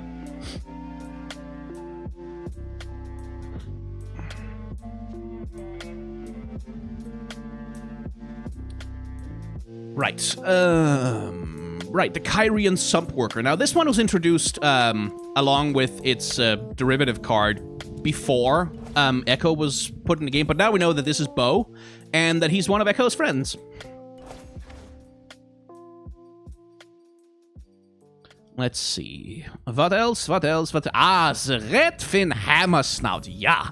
The Redfin Hammer Snout is a fascinating specimen of the bilgewater ecology. So, the first thing about this image I note is that what species are these? Like, are these sailors? And if so, what species are they? Because they seem to have, like, scaly hands. And I don't know if they're wearing armor or what exactly is going on there. I think they're wearing armor that's made from, like, creatures. But, like, they could be Vastaya or they could be something else. It's not clear to me. But it's curious. Interesting to look at. There he goes again. Yes, I know. I like the German accent because it makes all of my German followers so very unhappy. And I enjoy trolling our neighbors to the south. You get to use our beaches naked in the summer, so I get to troll you. A little bit. And you get to troll us, like, as you often do. No, it's a terrible German accent. It's awful. It's a cartoon German accent. That's the point. It's terrible.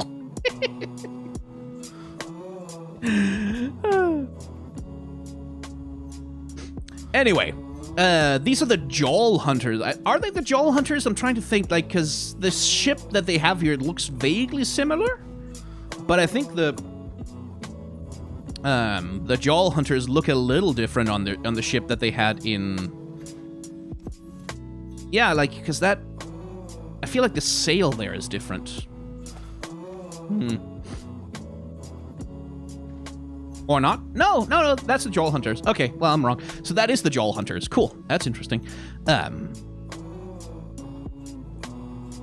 If you can do the W sound right, it will always be spot on. Yeah. Well, sorry, the problem is that I'm Danish. So if I try to do a proper German accent, like a real one, I'll just, like, automatically slip into a Danish accent, because the Danish accent is, like, relatively close to German, except that we have what's called the Scandinavian whine, which is at the end of our sentences when we're talking in a Scandinavian or Danish accent. We tend to do upwards inflections as though we're always asking questions. That happens a lot in Danish accents. And it's close enough to a German accent that I can't really do a real German accent because I just keep slipping into Danish. Anyway, the Jawl Hunter ship is from the used ship emporium. Yeah. Where were we? Right, the hammerfin snout. So, hammerfin snouts, and like the same as some of the other fish creatures we've seen, I think this one shows up in Pyke's art as well, as one of the fish in the background. You can't tell I'm Danish. Oh, sometimes you can. Like, Nikolaj, læg mærke til en gang imellem, når V og W, dem flytter jeg rundt på. Nogle gange så fucker jeg dem op, så jeg siger V i stedet for W, og den anden vej rundt. Og nogle gange også TH-lyd. The og sir, you know. Den slags. Anyway. Supposed to be talking about these goddamn cards. So, a little bit of framing here. It's subtle, but it's there. The surface of the sea here, the sail of the ship over there, as well as the breaking sail of the ship over here, create this sort of wedge shape in the middle of the image that creates a little bit of a frame, just a bit, for the jawfish to smash through. What was I saying? It was Danish. Welcome to the Danish language. It sounds like we're talking with potatoes in our mouths. It creates a little bit of a frame that the hammerfin snout occupies, and it smashes through it. Like, you can see it's literally breaking through. Like, if this is one side of the frame, you can see it is literally smashing through the frame there. So you get, like, this helps create that sense that this thing is, like, bursting up from under the sea and smashing something to pieces. I kind of wish there was more water in the air. Like, I kind of wish there was a bigger splash from the fish breaking through the surface and smashing the ship. That would communicate, I think, the violence of the moment just a little bit better. Be careful, Scott. You don't want to summon Cthulhu by accident. Yeah. Like, that might emphasize the power of the action, like the power of the moment a little bit more. But the composition, again, the way that the hammerfin snout is, like, bursting through the center of the image like this, bursting through this frame, helps create that sense of, like, boom! Like, this thing that's smashing through the image. And then, as well, like, obviously, all this stuff that's flying through the air, the sail, like, the shattered mast, like, the people being thrown around like ragdolls, all of that also helps create the sense of that moment. Which works quite well, frankly. It's a nice little action shot. It's nothing spectacular, but it's good.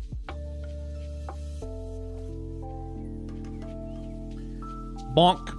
And, Bonk. Moving right along. Let's see. That was 3 costs. No, 2 costs, so 3 costs. So next. There we go. The Snapjaw swarm is about to consume this poor Yordle. So, remember this Yordle? We've seen this poor guy before. He's not been having a good time. It's the Yordle grifter. This poor guy. He clearly tried to pull some kind of scam on this lady who I believe is the... God damn it. She's the 7 cost from Bilgewater. Oh my god, there's so many cards now. Or is she an 8 costs? Something like that. Where is she? She's the bounty hunter person. Where are you? I'm committed now. I can't go back. I have to find her. Let's make it easier.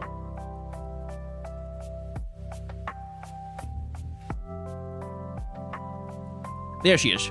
This is Sheriff Lariat Rose, I believe. Whomst the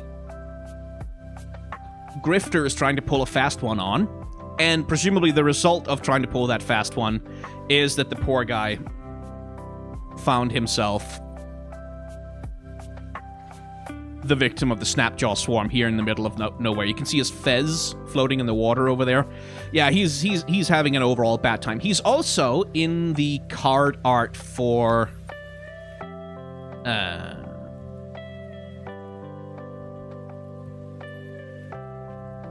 oh, come on. It's not called that.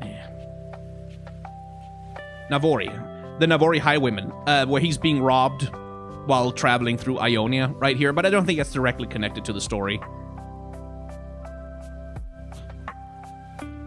of the Snapjaw swarm.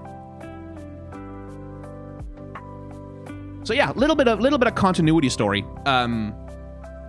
which is one of the things I love about Legends of Runeterra cards, is that they make these little mini narratives, which is to me one of the things. Like I was recently looking through Hearthstone art, like the art that they use for the cards in Hearthstone, and like it made me realize just how much on another fucking level Legends of Runeterra is compared to like Hearthstone art. The card art for Hearthstone cards is often like kind of garbage. Like it's kind of not very good at all. Like a lot of it is just really kind of shitty, and not very well composed, not very well put together. And doesn't really do a lot of storytelling. Like, it's like Hearthstone card art tends just to be, oh, here's a character.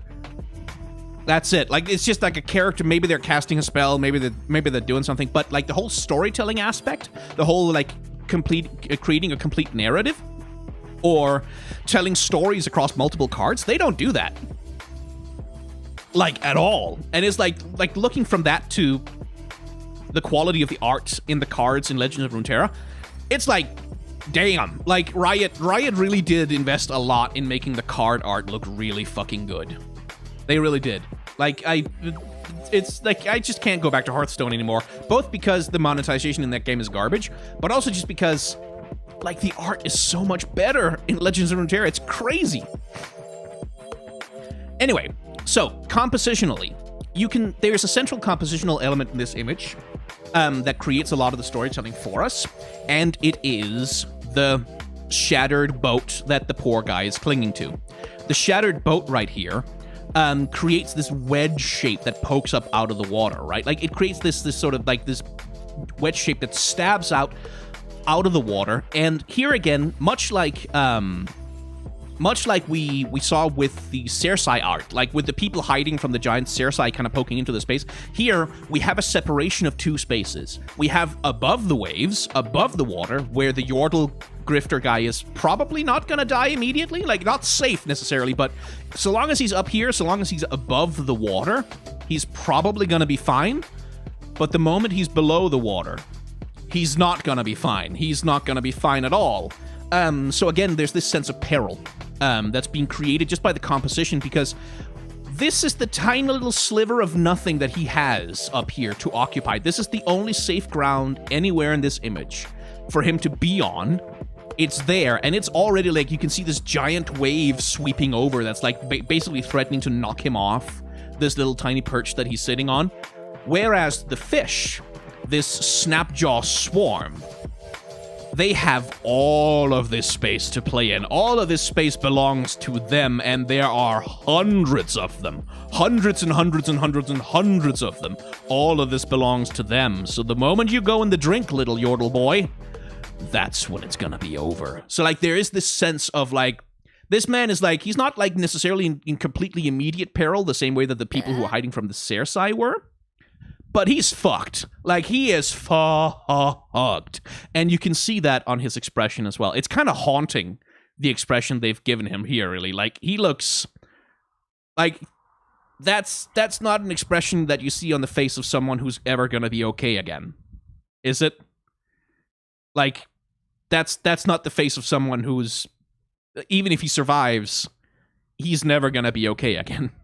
Like, he's just not... Never. Nope.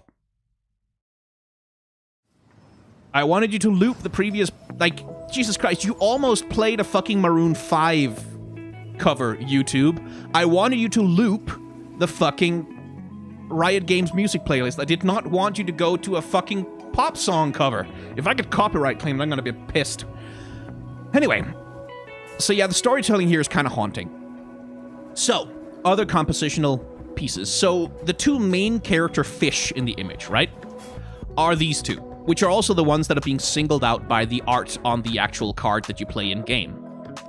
And they're singled out because they are literally singled out in the image. They are the only two fish in the image where, like, we see, like, the whole body of the fish, and we see the whole body separate from being part of a giant swarm. Like, every other fish in the image, all of them, are all part of a swarm of some kind, or they're obscured, or they're not quite. So, like, these two fish are the only ones where we really see their bodies fully, and so they become the main character fish of the image.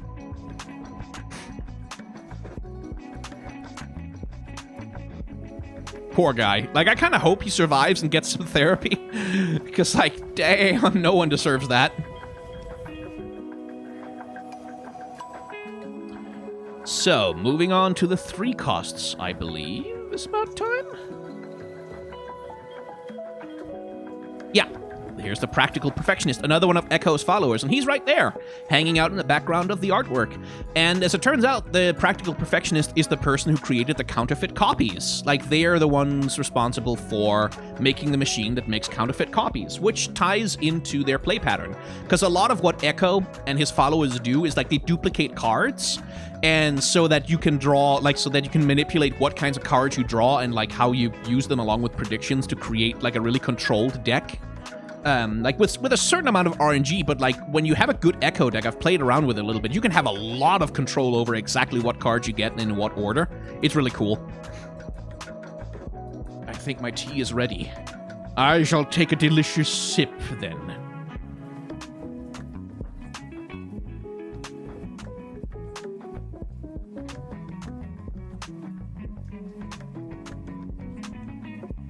Ah, yeah, that's the stuff. Ah, that's good. Yeah, it's not so much a call back, it's a call forward. Yeah, you're right about that, Arcana as Madi. She looks like a My Hero Academia character, is it just me? Yeah, there's a bit of that in there. Like, there's an anime aesthetic to this character, Kay. There's definitely an anime aesthetic to her, which I quite appreciate. Like, I kind of like that, especially when we're dealing with, like, these young kids. Like, they are kind of shonen protagonists already. What kind of tea do I have? It is chamomile and honey tea. Where are my hands? Currently on my mouse, and the other hand I'm playing with... I have this charger. I don't know what it's for. It's a charger, like, it's got a USB port on it. I don't know what it's for. I think it's just a 12-volt charger. And I'm kind of playing around with it in my hands. It's just kind of flipping it over, messing with it. But yeah, there's a little bit of an anime aesthetic going on with her, which I think works well. Like, I think works well for the characters that they are. They are these young kids, like, living in this techno-punk fantasy realm. So I think it's fine to have a little bit of anime aesthetic there. Notice the hourglass on the front of her shirt, the same one that Ekko has painted on his face, and the same one that... And now we're going to have to go all the way back to the skateboarder character, whomst is... Here, drop border.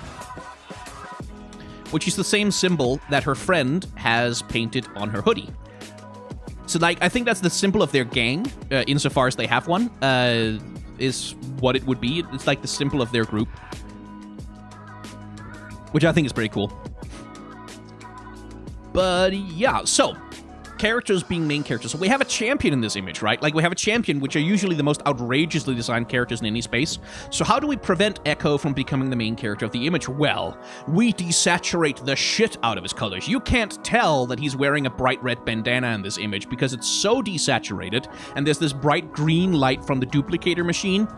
And like he's so desaturated, he's kind of washed out by the light coming in from above that, like, it's just all of his colors are basically gone.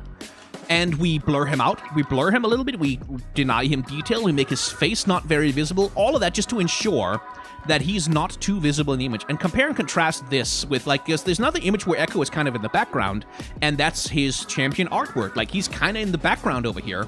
But here, his colors are fully saturated. Like, all of the colors there. His hair is bright white. His skin is dark.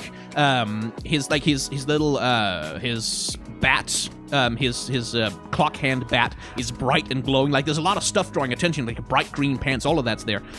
Completely different when we get to the Perfectionist, where he's completely washed out. Like, his skin almost looks gray in this image because he's so washed out. And that's one of the ways that you create this visual hierarchy of the first thing you notice is Kay and her machine. Then, eventually, your attention gets drawn to the other character in the image, which is Ekko. And then you start looking at the background.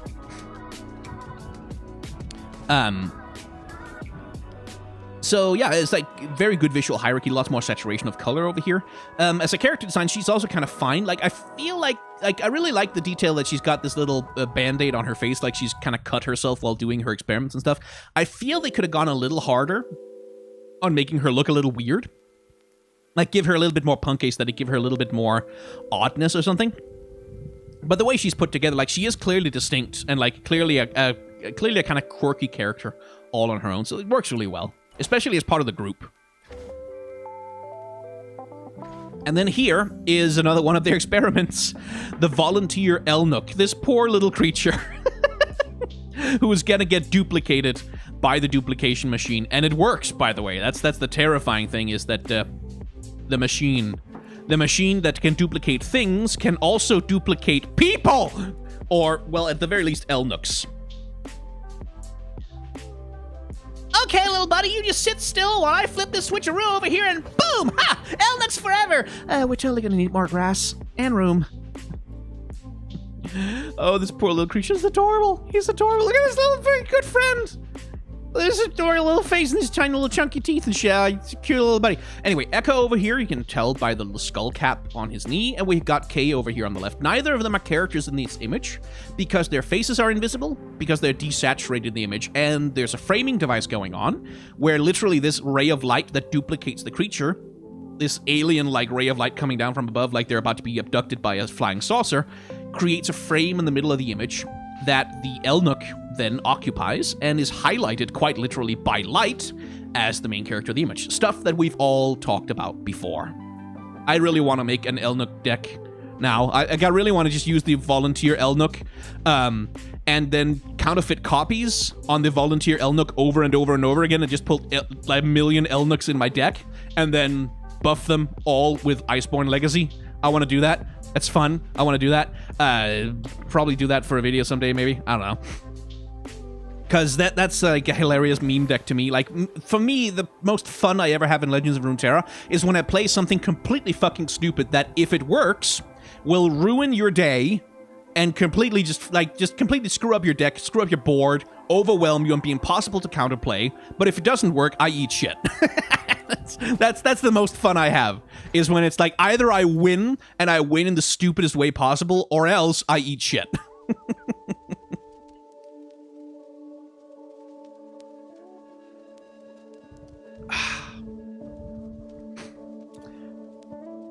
Play the card interactions of Kay, please. I can't. Well, I can, but I'm gonna have to do a lot of messing around to rejigger the stream. I don't want to do that right now. Watch them yourself. They're really good. Go give Skin Spotlights your views. Anyway, the Cersei Caller. So this is a very different character design than the Cersei Hatchling we saw previously. You can see some unifying character design elements. They have these slits, almost like gills on the sides of them. They have these sort of mandibuled faces. that, like, they've sort of borrowed from Rexi. But this is much more of a little tiny velociraptor kind of design. Like, more like a chicken than the CSI hatchlings, which are more like these big four-legged cow creatures, almost. But they're designed much more after birds, these things. And they have these calls as well, which is expressed through their prediction mechanic. So, we've got two characters here in the background, whomst you might not recognize because they're tiny, but whomst it might be worth trying to recognize because they are some of Talia's followers from the previous expansion. Let's see. I think it's the Psy Scout, and it's the back here, the, God damn it, what's she called? She's a 4-cost card, I believe.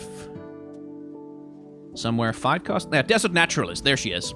It's these characters in the background running away. And by the way, I didn't really mention that during the last stream, but I fucking love the character design of the Desert Naturalist. She's so fucking cool. She rules so hard. I love her makeup. Like, the smile, the confidence, the big muscles. Like, it's just a cool character. It's just a really nice, distinctive character. I really like her. Anyway, they're there in the background running away from the CSI. And hopefully they get away, because bad. Very bad. But yeah, the CSI callers themselves. So, little bit of framing going on. Not much, but there's a little bit of, like, you can see how the salt spires or the mushrooms or whatever the fuck these things are. You can see how that creates a little bit of like a frame, like a little cul-de-sac around which, like, to sort of frame the main CSI caller against. Which does a little bit of work of highlighting it, but mostly this one is just highlighted by the fact that it's the biggest thing in the image. Like, it's just large. It takes up like a full third, pretty much, of the image, all on its own. And everything else is smaller, and everything else is less saturated. So it's just a little bit of color hierarchy and a little bit of size hierarchy doing the work of highlighting this character right there.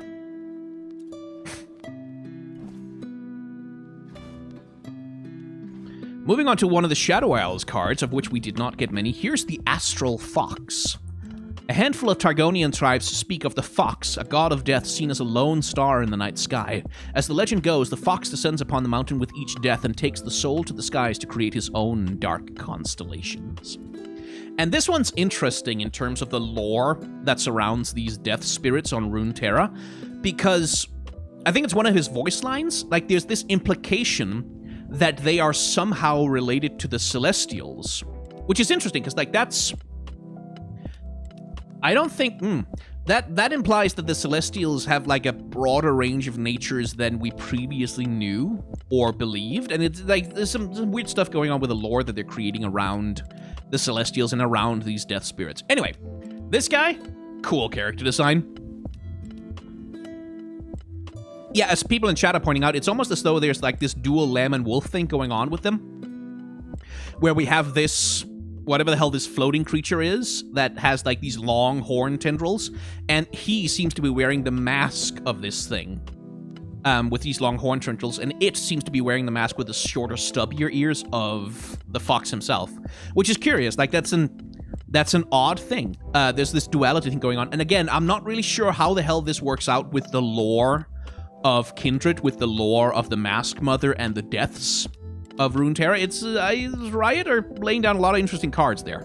Porn crit, every sub-expansion had to remind him that he overthought everything. Well, I mean, I don't think he overthought it. He went with the information that was available at the time and created some interesting fun theories and some nice videos about those theories that I very much enjoyed watching. I don't think it's a waste or anything.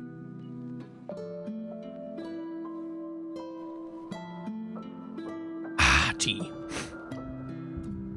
Anyway, cool character design, this guy. I like the beaded necklace thing that he's got going on, because it's like, it's sort of this weird, almost net-like construction hanging around his neck.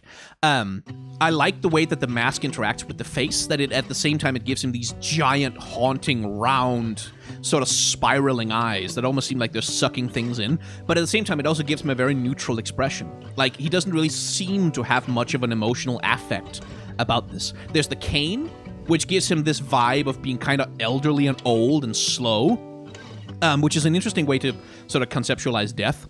That kind of works really well. It's a cool little design. Most of all, though, he just reminds me of Robin Hood, like Disney's Robin Hood, where, like, this scene where Robin is also, like, pretending to be old and he's wearing this green cloak over his shoulders. I just reminded of that all the time. The entire time. It's the only thing I can think about.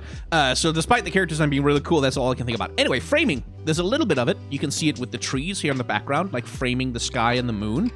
And you can see like the body of the dead person on the ground creates a little bit of this frame around the character himself.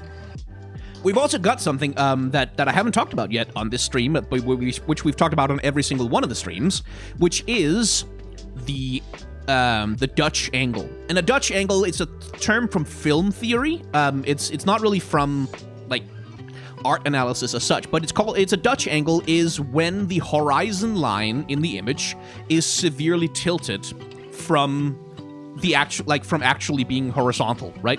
So the horizon line here is something like this. Like if you were to be able to see the horizon, it would be tilted like this. And in this artwork, it's used as a way, like when you tilt the image, you get more vertical space, right? Like if we tilted this image like 45 degrees to the right, or clockwise rather, we would lose all of this sky because that would all just kind of get thrust up too high in the image. We wouldn't be able to see the moon. We wouldn't be able to see like the background behind the character. We wouldn't be able to get this framing that we've got here. So a lot of the cards in Legends of Runeterra are tilted like this because it creates more vertical space for the artist to use to create their compositions, even though the composition itself has to be this like 16 by 10, very, very broad, like this very, very sort of flat composition otherwise. So it's kind of an attempt to sort of get the best of both worlds, where you both get like the advantage of this big landscape configuration, but also a little bit of the advantages of height. Where did the term Dutch angle come from? I don't know. I don't know where it came from. I just know it's from film theory. And a Dutch angle in film is usually used to create a sense of unbalance, like a sense of lack of balance, a sense of tension. Because when there is a Dutch angle in like a movie, it's like when the camera is tilted that way, it creates an uneasy feeling in the viewer. Oh, Antoine Lelong, manifesting some support for your work. I hope you're doing good. I wish everyone watching a good whatever time it is where they are as well. Thank you. That's very kind of you. Right, and now we can move on to the undisputed best Poro of them all, the fabled Poro. This little friend has mustache almost as good as Brom. Look at this guy. Don't call him porn, by the way. Please don't call him porn. Please stop doing that. Don't do that. Don't do that. That's unwholesome. We do not accept that here. Don't do that. But yeah, it's Ornn's Poro, and Ornn is even in the background. He's right back there. You can see his horns and his big giant form, as these little Poros are just, well, enjoying themselves making stuff on the forge. And look at this freaking unit of a thing. Look at that giant mustache. Look at this friend, holding hammer high, striking down upon anvil, doing the hard work that'll earn him a big glass of milk. Cannot resist doing the Braum voice when we're talking about Poros, especially someone as like magnificent as this little guy. Look at that giant mustache. Look at those giant eyebrows. He's so cool. I love him. I love him. I want to put him in all my decks, even if it doesn't make sense. God, he's so awesome. And he grants keywords, which makes him a fucking terror in any deck that revolves around the big Poro, the big fluff of Poros. Because like you can give them so many keywords and you can make them elusive and it's really fun. I'm gonna make a deck around this. I definitely am. Anyway, the thing I love the most about this guy though is the braids. It's the braids and the little ponytail, like the way that he's holding his fur back with his like. It gives him so much character, doesn't it? Like it just makes him so distinct from all the other little fluffy bastards. Like it's just a good little character. I love him. He's so cool. When will we have Volibear Poro? We'll have Volibear Poro when Volibear is added to the game, I'm sure. Like, I take this as confirmation that Ornn is coming to Legends of Runeterra at some point. Like, he has to now, because he has to have a voice line where he's like, your work is acceptable, for the fabled Poro. Because, like, it's so good. Look at this good boy. Look at this excellent little lad. Fantastic. Absolutely brilliant. So, not much framing going on here. There's a little bit. You can see this pillar here, the anvil there, and then this pillar in the background creates a little bit of a frame right here for the fabled Poro to occupy. And then we have a little bit of frame over here, a secondary frame where the other two little assistant Poros are hanging out, doing their thing. he's highlighted with red. Like, you can see most of the other environment that surrounds him, except for this bit in the background here. Mostly it's grays and whites, right? But then there's this bright red coming from the forge that illuminates our fabled Poro right there in the foreground, and that works really well. But yeah, Ornn is there, as I said. He's right there in the background. There is one figure said... No, let's do this in promise. There is one figure said to be legendary to all Poro kind. It is said, as he travels, he bestows his deserving fairy friends with all manner of magical forged gifts. But no gift as good as Brom's door. He's so good. I love him. He's excellent. Let's see. The Shrieking Spinner is not new, I believe. So it's the Swiftwing Flight next. Oh, Larkin Gat, why did you have to plant the phrase Ornn Hub in my mind? Why did you have to do that? I will never be able to unthink that now. I will never be able to not think of Ornn Hub and what might be on it. I hope you're happy with yourself. God damn it, my head is covering Cythria. Oh yeah, she's back there in the background. Let me get me out of the way then. There.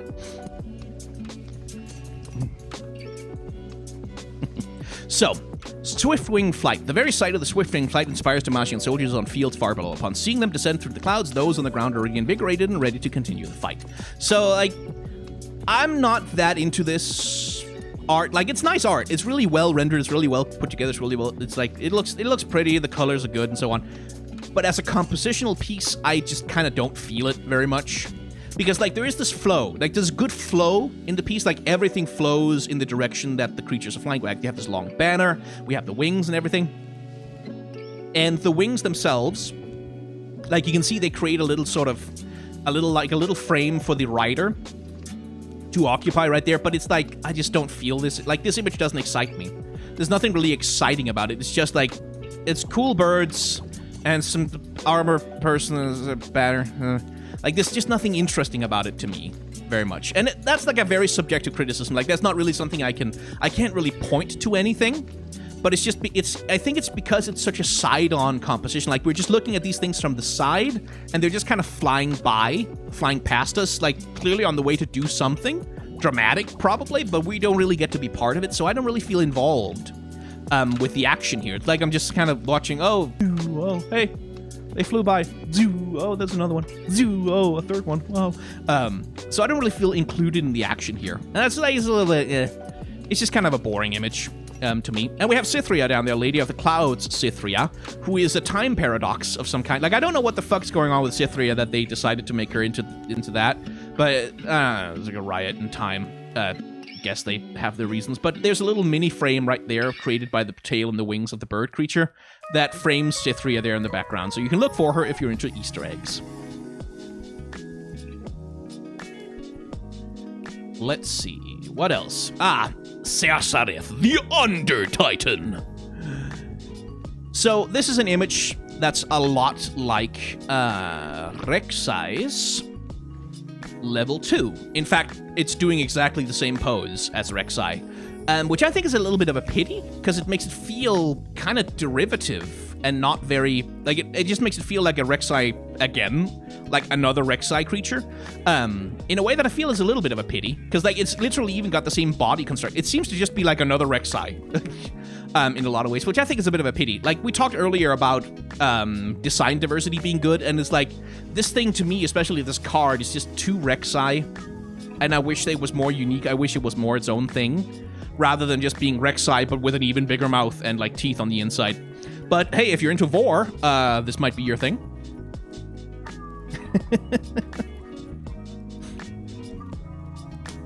Could be Rexi's mate. Yeah, I don't think Voidborn mate. I don't think they do that. I don't think they reproduce sexually in that way. I think they just kind of replicate. But I guess, like, it would be Rexi's husband, I suppose. Not Vor. I mean, come on, don't be so sensitive. Honestly, like you mentioned Vor and people freak out. It's not that, well, okay, I'm kind of biased because I've been on the internet since the 90s, and, like, Vor is just literally not even the third most weird thing I've seen. It's not even the 10th weirdest thing I've ever seen. Like, there's some weirder shit out there. Y'all are just oversensitive. It's not that weird. Come on. But yeah, it's pretty much just a Rexi image again, and it uses the same techniques. Like, we have a person here for scale. So Ornhub isn't okay, but Vor is. Well, yeah, like, fair enough, I guess.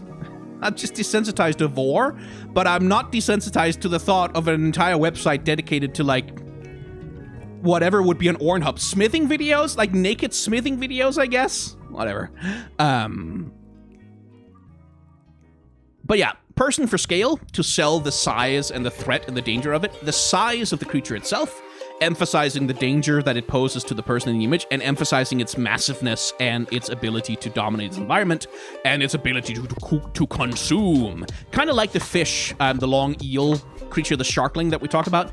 This character is like very much defined by just their gaping maw of a mouth that just like eats, that consumes everything in front of them. Right.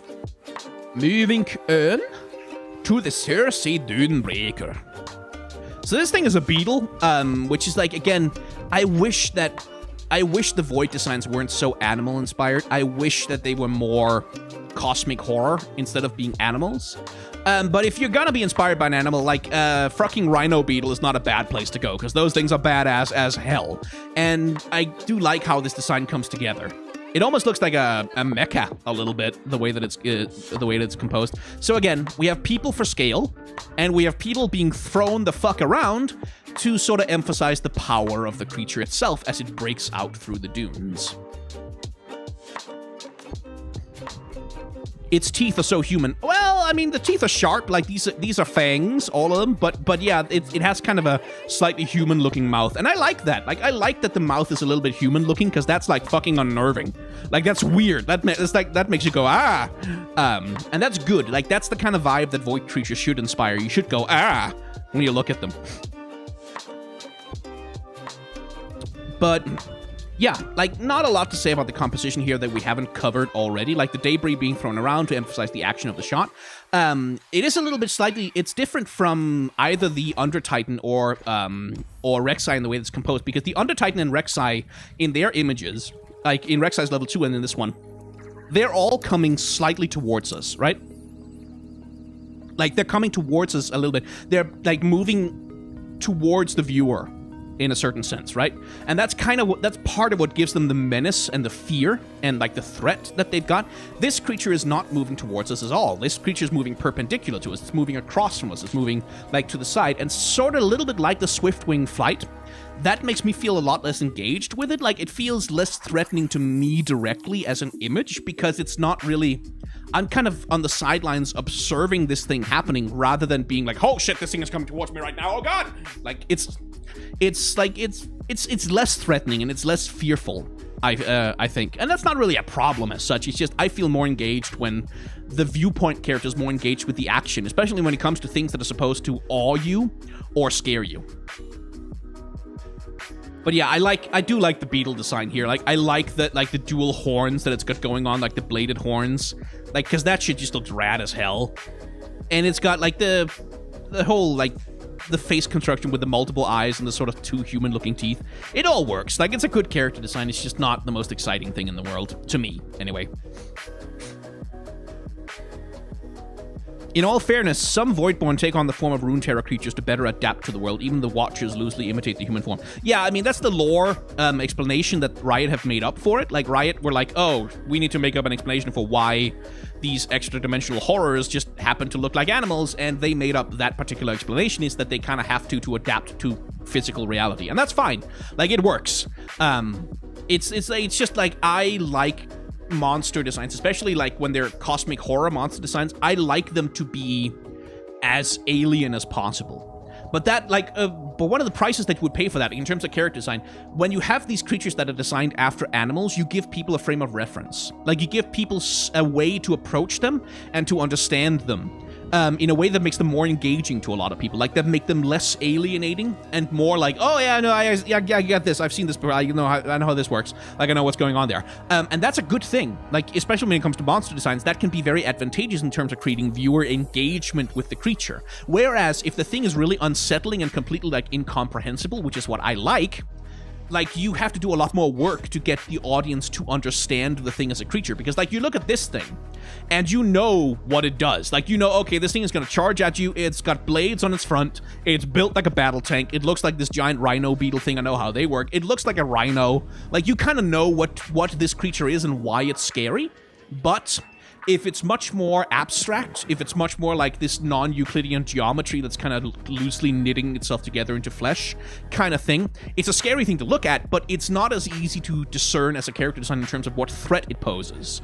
And that's the reason why almost always when you get alien character designs, there is inspiration from flora and fauna from Earth on there, because it creates a frame of reference that you can understand as a character design. I just wish that sometimes they try something that's like completely fucked up weird and not within the usual sense of like human perception. Anyway, this creature's fucking rad. Like, this whole thing is fucking rad as hell. I fucking love this thing. This thing rules. This thing is awesome. So this is the ship of Shen. It's a ship like the Swain ship, like the Misfortune ship, like the Sejuani ship. It's a card that you can play that will draw Shen from your deck, and has an interaction that works with his particular champion abilities to make them even more overpowered. Like, this is a card, this is a game ender if you can keep it on the board. And it is a creature, it's not the red buff, Daniel Bruno, but it's a creature related to the red buff. If you remember in the Shen and Akali tales from Runeterra, where there's this shrine creature that gets mad and kind of bursts up out of the ground, this tree creature that comes to life, this creature is something similar. This is one of those spirit creatures of Ionia that comes to life and walks around and, like, acts in defense of the spirit of Ionia. And in this case, it seems to also act as a summoning portal for the Eye of Twilight, who's hanging out right up there, walking down. So once again, we have human for scale, which helps sell the sheer size and power of this thing, like just how big and kind of scary this thing is as a creature, how destructive it is when it's on the move. And that kind of does the storytelling of, like, this thing is probably something Shen only uses when he really, really needs to. Like, most of the time, that body will be buried under the ground, and this will just look like a shrine just kind of sitting there in the world, but sometimes apparently it needs to walk around and punch people, and so Shen has this thing on his side when he goes to war. Makes me wonder how Zed was ever a threat to him, really, because, like, holy shit, Shen has a kaiju. But yeah, not a lot to talk about in terms of framing. This thing is just big, and it's in the center of the image, and it has all of the light and color pretty much centered on it, and that's why it is in the center of the image. That's why it is the central character. Okay, we're getting close to the end. We've got 2 cards left.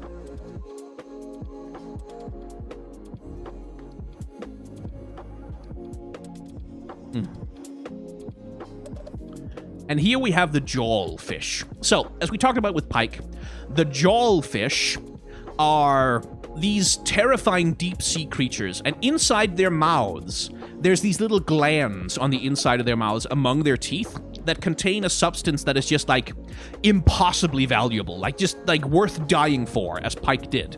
And Pyke is a harpoon fisherman. He's a man whose job it literally was to dive into the mouths of these creatures. And, yeah, Yeti, right, the Yeti. We'll get to that. We'll get to the Yeti. To dive into their mouths and steal those little pods of that, like, really valuable substance, that really valuable oil. And unfortunately, Pyke went in one time, and the jawfish was coming up to the surface, and the ship was in danger, so the captain cut Pyke's line and left him to die. And it turns out that Pyke was captured by a very special one of these jawfish, a very ancient one from the very, very deep sea, that then took him down to the deep sea and turned him into the revenant that he became eventually. So the jawfish are not just animals, they are, like, they have some kind of intelligence, they have some kind of magical powers, they are special creatures, and they are very angry that fishermen are hunting them. They don't like that, and they want revenge, as you can see happening quite clearly in this particular image. Interestingly, there are no humans here for scale, which is something I would have expected them to do, like to have sailors drowning in the water or whatever from this thing smashing up a ship. But no sailors here for scale, for whatever reason, which I think is a bit of a pity. It would have added a little bit more to the sheer size of this motherfucker. Because, like, the ship there, how big is that ship? We don't really know. Is it a galleon? Is it a sloop? It's not really clear just by looking at it. Like, ships can have many different sizes, but human beings have, like, a pretty small set of, like, particular sizes that they can have.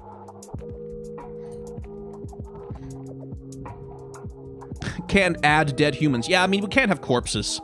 This is true. Like, it's like there's a limit to how gory they're allowed to get for the rating of the game. So, like, in the image of the fox with the dead guy on the ground, he just looks like he's sleeping, right? It would be something else. It was like a mangled corpse floating in the water. But yeah, that's what the jawfish is, and it is a big boy. Like, it's like the jawfish is like mostly made of jaw, right? Like, it's got this giant, broad, massive jaw holding on to that huge array of teeth that it's got going on down there. It's a huge, beefy, muscular boy, right? Like, this thing looks like it's just made of muscle. It just looks like it's made of physical power. It looks terrifying, frankly. And it has these fins, with, like, these hairy filaments on them that kind of remind me of coelacanths, which are like the fossil fish, like those ancient fish from like 140 million years ago or whatever. So it also looks ancient, like it has this feeling of being like an ancient dinosaur fish from a time before time, that kind of thing, you know? So yeah, it mostly works really well. I wish the scale of it was a little clearer, but it's a jawfish. It's terrifying. It's big. Then there's the Abominable Guardian. Another card that's really fun because you can make 1,000,000,000 billion Yetis. And put like a 5/5 on the board on turn 3 if you want to. Which is fun. Here we have poor Björg, who has stumbled upon some sleeping Yeti yearlings, apparently, and he's about to regret that. He's about to regret it a lot. There's a good bit of storytelling here. Like, you can see it on his face, can't you? Like, you can see it like, oh, I fucked up. I fucked up. You can see the realization of what he's about to experience. So, composition. How do we create threat from this Yeti? Like, it's big, it's hairy, it's got claws, it's got teeth. So, already pretty scary. But how do we create, like, a sense of imminent danger? Well, we place the Yeti above our character and behind him so that, like, you get this sense of, like, he can't necessarily dodge whatever this Yeti is about to do before it does it. That creates a sense of danger and power, but mostly we just place it above him. We put it literally in a position of power above him, and then the second thing we do, we make the image point towards him. Like, so you have this, like, you can see, like, the little angles and the little lines of, like, this compositional bit of the ice thing that it's sitting on. This, like, this ice feature that it's sitting on creates this sense of direction going towards us. So you get this wedge shape made by the Yeti and the ice pillar that it's sitting on. But also, it's in the vanishing point of the image. Like, if you drew a perspective diagram of this image, the vanishing point would be somewhere like up here-ish, which means that all the radiant lines of that vanishing point would be drawing your attention from Björk towards the Yeti. Which again, like, just makes for a really good composition where the Yeti has all the power, the Yeti has all the threat, and he's about to get in trouble, get in quite a lot of trouble. And he's separated from the Yeti a little bit also by light. Like, over here is the only, like, warmth in the image. Like, it has this red and orange glow from the torch that lights up dear old Björg as he's about to get in trouble. And then the Yeti itself is only lit up by the cold, sharp, natural light of the ice cavern itself. So, like, you have this color contrast between the two of them. But yes, it's over because he has the high ground. You're right, Anzu. Did I miss something else? Was there a landmark? I saw someone say in chat that I missed a landmark. Let's see.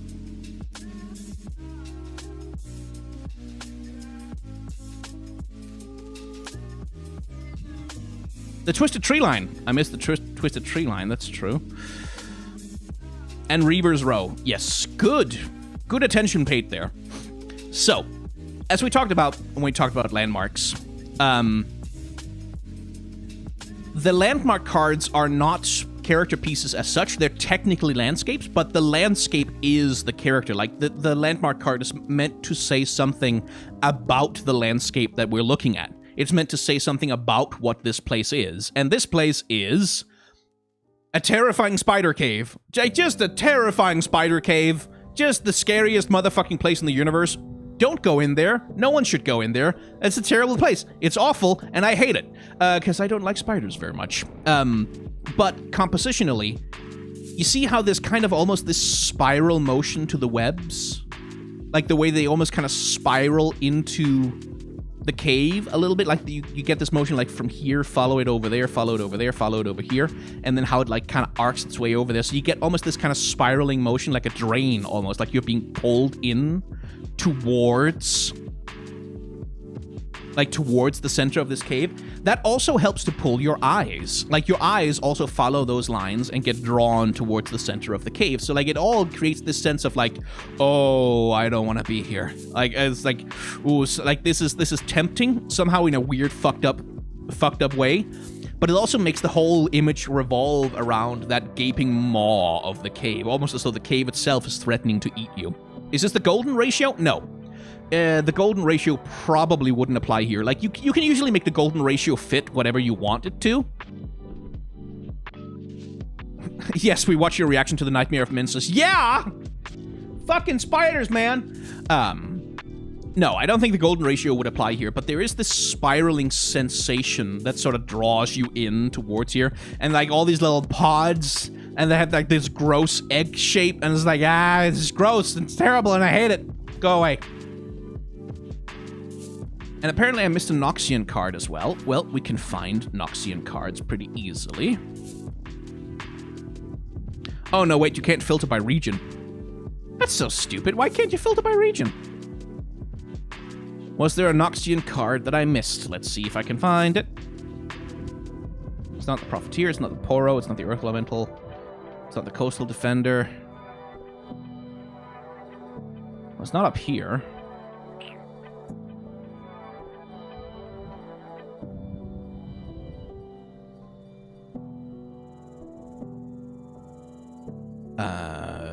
Oh, you mean the Incisive Tactician? I believe I covered him in the last expansion. Oh, right. Noxus. There we go. Oh, wait. Yeah, there's Akatan, but we'll get to him later. That's the only new Noxus card in this expansion.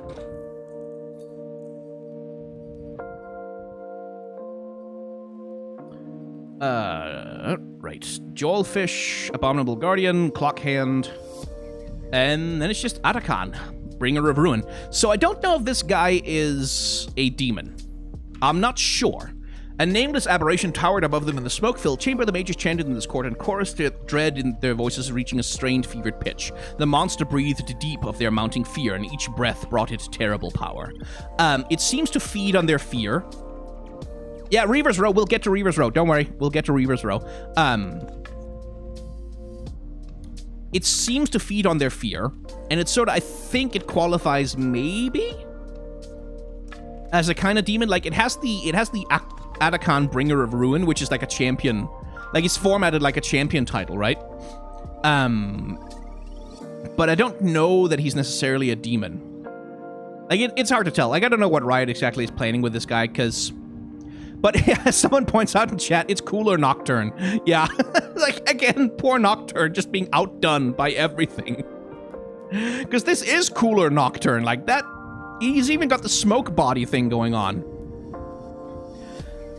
So yeah, like, poor Nocturne just being rendered more and more relevant by everything that happens in Legends of Runeterra. So, remember the things we talked about already. Framing. The framing right there with the giant arc. Like, we literally have this arc in front of like, besides the people here, framing the character themselves, creating this space for them specifically to occupy.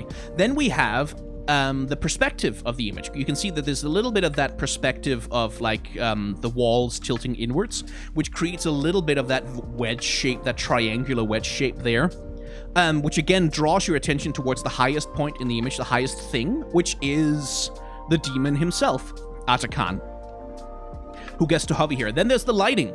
The lighting coming from above, this bright natural sunlight, or natural looking light, rather, this pale white light coming down from above, literally highlighting the creature itself. Whereas all of the other characters in the image, these cultist people, are all kind of like, they're all in shadow. They're all like at most highlighted by a bit of fire.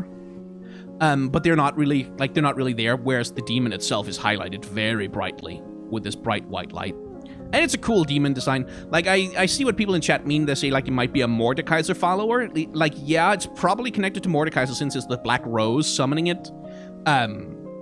So, like, I'd say it's probably connected to Mordekaiser. Maybe it's some kind of undead revenant creature of some sort. Maybe. But who knows? Like, I don't know what Riot's plan is with this thing. Right. And then there was Riva's Roar, which I cannot see because I don't have landmarks enabled. There we go. There we are, Riva's Roar. So here we have a little bit of a sort of much more peaceful environment than what we saw with Ripper's Bay. Remember, this clearly proves Noxus are the good guys. Yeah. This is like just like Bilgewater by day. People are going about their business. Like things are happening. New recruits are being recruited for Gangplank's ship. Like this is Gangplank's crew. You have the Citrus Courier. You have the what's he called? The deckhand. The something or other. You have these. Damn it! I can't remember the names of his followers. But you have the 1-cost buff card there, the guy who summons a powder keg there, and the guy who gets +2/+2 when you plunder. He's right there. So this is all of Gangplank's crew. They're recruiting new deckhands for his ship. Petty Officer. Yes, the Petty Officer is chonky on this image. Yeah, he seems to have put on a few pounds. Good for him. Oh, Abigail Ruma. I feel like Atakan is like a Noxian fiddlesticks. Yeah, it kind of looks like he's supposed to be some kind of a demon. I don't know. But yeah, it's kind of a peaceful image overall, though. Like, because, like, the characters themselves, like, where there's human characters is, like, here. And we have the sheriff here, by the way, in the foreground as well. There's human characters, like, here, sort of occupying mostly just, like, the lower reaches. Like, just kind of hanging out in the lower parts of the image. Whereas the vast majority of the space is taken up just by Bilgewater buildings looking kind of mundane in the sunlight. They're just kind of looking mundane. And a little bit normal. Like, there's a sense of strange normalcy to the scene here. There's no violence, no one's attacking anyone, nothing's really happening. It's just like, this is a normal day in Bilgewater kind of mood that you get from it. Not that there is not violence potential at any given moment, but just a normal day in Bilgewater.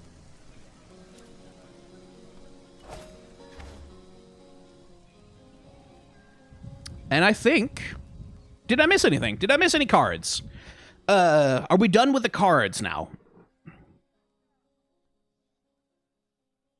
You'll have to let me know, chat, because if we are, then we'll move on to skins. Oh, Anastasia, thank you. Happy Pride Month to you as well. I'll get back to you on that email soon, by the way.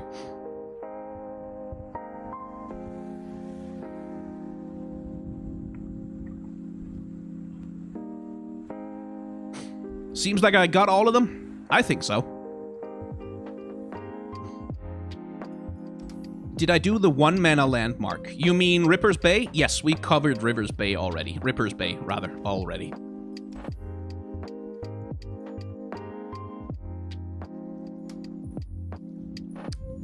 Cool. Then we can head to the store, is probably the easiest place to find them.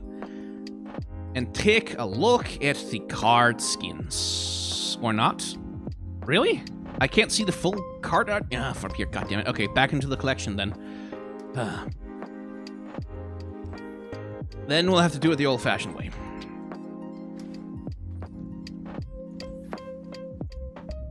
No? What the hell? Do I really have to unlock them to... Oh, I can just do that. There we go. There we go. Got it. Sandstorm Ekko. So this is a Legends of Runeterra exclusive skin, where he gets a skin in the same line as Sand Wraith Pyke, where he exists in Shurima at some point or another. It's not canonical in any sense of the word, but this is basically what would Ekko be like if he was Shuriman. And what he would be is apparently a tomb raider. Like, instead of being an inventor, he would be someone who went into tombs to recover interesting magical artifacts that he could use to do stuff with. And this, I believe... Wait, is Sandstorm Ekko in League? Really? Is he? I completely forgot about that. Huh. Well, okay, anyway, this would be the story of where he encountered this skin's version of the set drive. Or the C drive, if you want to pronounce that letter that way. Which is apparently an artifact that he finds in the bottom of a tomb. And you can see the effects of the C drive, what it does. It's already creating his after images, right? You can see him climbing up. You can see him going, yes, I found a cool thing. And going over here, like, poking at it and being like, ooh, what does this thing do? And over there, like, oh my god, did I hear a noise? Is something happening? And then finally settling into the position where he's just about to grab it, right here. Which I think, like, that's a really cool way to do storytelling in the image by just literally showing everything that he did visually in the image. Sand Pyke is in LoL too. Yeah, I remember Sand Wraith Pyke. I know that that's his launch skin. I did not remember Ekko's. So yeah, the central feature of the image is the Z drive, the magical artifact, the hourglass of Prince of Persia hourglass thing that he's got going on here. And the secondary character is Ekko himself right there, like getting ready to steal it, like with a hand poised over it like Indiana Jones getting ready to grab the thing and activate some traps. As people are putting on chat, as the little void creature is skittering along trying to catch him, because he's running out of time. Literally. And like it's all kind of centered around these concentric circles from the dais itself, creating kind of a framing for Ekko to occupy, and it's a perfectly good little splash art. I quite like it. Then we have him actually using the power of the Z drive, and one thing I kind of like as a storytelling element is that as he has now acquired this magical power, his bandana, like his bandit's mask, falls away. And instead of being just a bandit or a thief, all of a sudden he becomes a hero. Like, he becomes much more of a character. He becomes much more... Like, we are not denied access to his face anymore, so now he becomes much more relatable and heroic, rather than being kind of alienated from us by this mask that he's wearing. Oh, sorry about that. And they're repeating the same trick again. Like, you can see all of the moves that Ekko does are sort of recorded by his after images that are following him along. Yeah, he still has the bandana, but he's not wearing it. Or rather, I think the bandana is flying around here. He has the bandana back there, but here, as he's like fully activating the powers of the thing and coming into his own, he sheds the bandana and becomes fully a person, which is like just a good bit of visual storytelling there. And yeah, again, color saturation makes him a central character. The light from the Z drive following him along and highlighting him helps making the central character of the image. And just the fact that he's huge, like he occupies pretty much the entire image with his spread out arms, like he pretty much all of it is occupied in some way by Ekko, which makes him a central character, and that works really well. I still think, like I really think that Riot and the way that they're approaching skins in this game is terrible. Like, it kind of sucks. Because like I don't think it's worth like the money that they're asking for a fucking JPEG, where, like, 99% of the time, this is all you see of that damn JPEG. Like this. That's all you see of the JPEG that you spent, like, $10 on or whatever. And I don't think it's worth it. Like, if card skins in Legends of Runeterra are gonna be worth it at all, they need to have, like, a level-up animation and, like, effects as a baseline. Preferably also some voice lines. Like, they need to have more than just being a JPEG replacement for the money that they're charging, like 700 coins. I just don't think it's worth it at all. Anyway, Pyke's Sand Wraith Pyke follows on from Ekko, because this is Ekko presumably right after raiding some kind of tomb. Maybe, I don't think he has the Z drive on him. I don't think that's what this thing is. But this is, so I think this is before he finds the Z drive. This is when he's going to the tomb to steal the thing. And I think that he's meant to be pursued by, goddammit, Sand Wraith Pyke into the tomb as he's doing his thing, because you can see Sandwraith Pyke has kind of the same sorts of powers that the C drive eventually gives to Ekko. But anyway, framing. The framing is right there. We have the portal, the opening door to the tomb itself becomes the frame for Pyke that he occupies as a sole character, which puts a lot of centered attention on him. Then we have the vanishing point. The vanishing point of the image is somewhere down here, which means all the lines on the walls, like all the perspective lines of the image, are pointing towards Pyke, highlighting him in the image as the central character of the piece, with Ekko as a secondary character looking on and being like, oh, well, that's probably a problem, something he's going to have to run away from. We've also got Nasus hanging out down here on the side. Nasus just hanging out casually as an Egyptian-style drawing on the wall over there, because this is presumably one of Nasus's tombs. Also, like, statues of Nasus. And this then is after Ekko has already run away, and Pyke is now giving full chase, so you can see him rushing into the tomb itself, using, like, having these after images after him that kind of echo the same kinds of abilities that Ekko will eventually obtain. And Nasus once again hanging out as a hieroglyph on the side down there. And it's pretty much the same image, but just a few moments later. So, like, still the same portal, still the same framing, still the same vanishing point with lines drawing attention to the central character, but now Pyke is literally the largest thing in the entire image.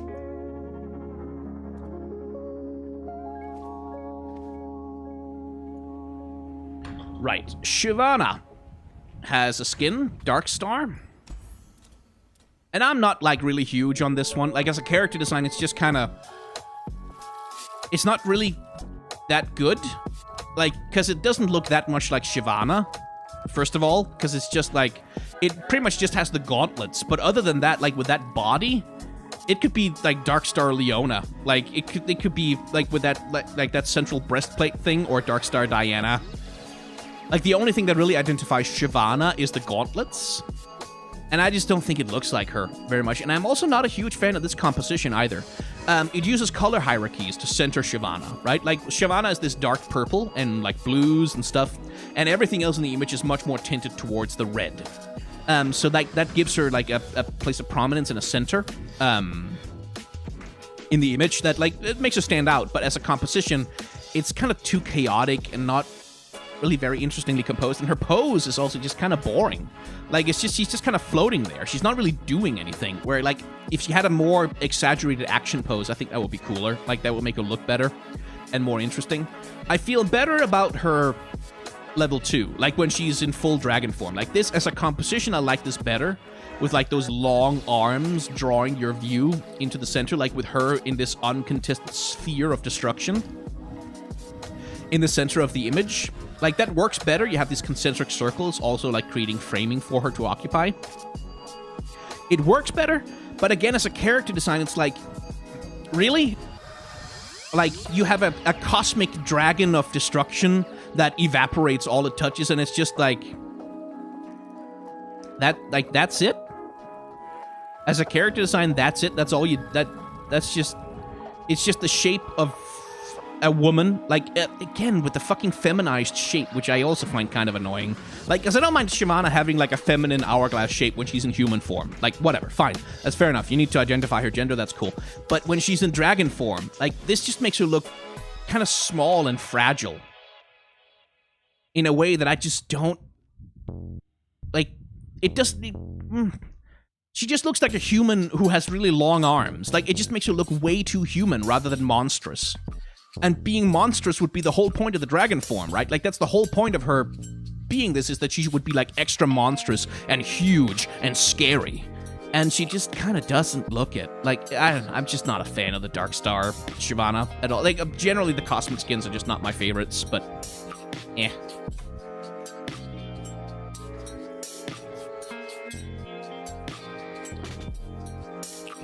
Right. I need the bathroom, so...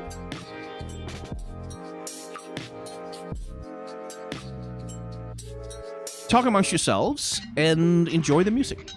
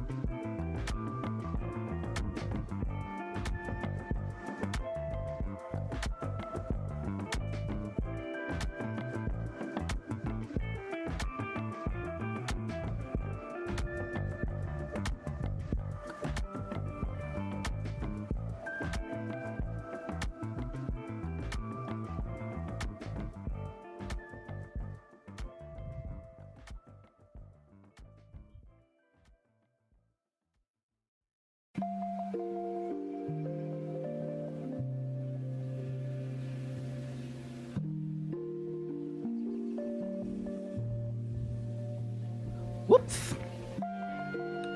There we go. We're getting near to the end now, I think. We've just got a few skins to get through at this point. Right.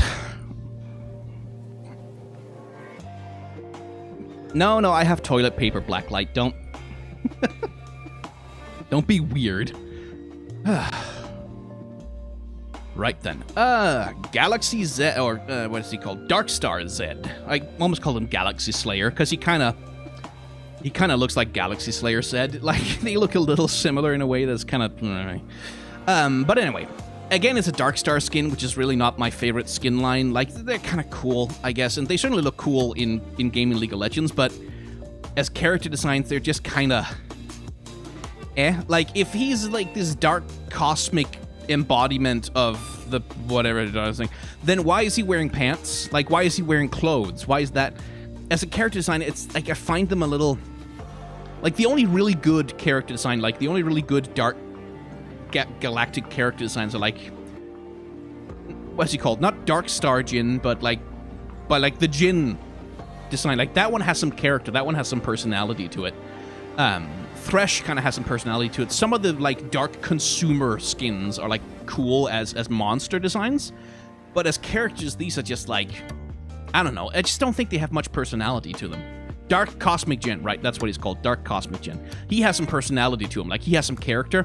This Zed skin just kind of doesn't. But anyway, compositionally, pretty much just that Zed is the biggest thing in the image. And he's bright, and he's highlighted with light, and he's saturated with color. And that all draws attention to him. Whereas the background is just this kind of chaotic, cosmic morass of kind of nothing. Like, this it just isn't very much interesting compositionally going on in the background of this artwork either. And it doesn't get much better here. Like, here, I guess they've destroyed a planet, and they're about to destroy another one with their space shurikens. And he's just kind of there, doing an action pose, ninja action pose. Here, there is a compositional element. Like, the exploding planet in the background frames the character in the image, and, like, kind of helps create, like, the speed lines and the motion of the image also helps create sort of a draw towards him.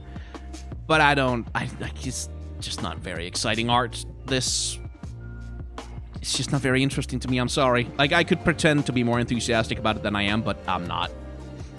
And I don't even think the scale is sold very well. Like, that's the thing that kind of bothers me about these is, like, these guys are destroying planets, right? Like, entire planets, they're tearing them up, and I just don't get the sense of that scale. Like, I just don't get the sense of that grand scale of, like, raw, entire planets being torn apart. Like, that cosmic scale, like, that kind of horrifying cosmic scale. I just don't get the sense of it. They just look like little marbles floating in space. It's just not interesting to me. I'm sorry. It just isn't. I can't get excited for it. Something I like a good deal more as a skin, though, Pool Party Talia. She's in League of Legends base as well, and she's like a much better character design overall. Well, not better than base Talia. Base Talia is the best, but like she's a better character design than the Dark Star ones, because like there's a character here that you can actually kind of see. Oh, Talia as a surfer girl, instead of being like a dune weaver from the Sands of Shurima, she's like a lady who lives on the beaches and like who likes to surf the waves and weave the waves in between. And I think she's meant to be coded as... I think she's meant to be understood... Well, I don't know that she is, actually. Never mind. But yeah, she has the Shurima symbol on her bathing suit, which I think is cool. I just like the character design. Like, I like that she has this bathing suit that's non-sexualized. Like, it shows skin, but showing skin is not the same thing as being sexualized. Like, she wears the suit that seems kind of practical and sensible and flexible, but it's not about like hugging her titties, or it's not about showing off her ass, and it's not about sexualizing the character. It's just it happens to show skin without that sexual component to it. And I really like that. Like, it gives her a good vibe, especially since she is a pretty young character, so, you know, uncomfortable.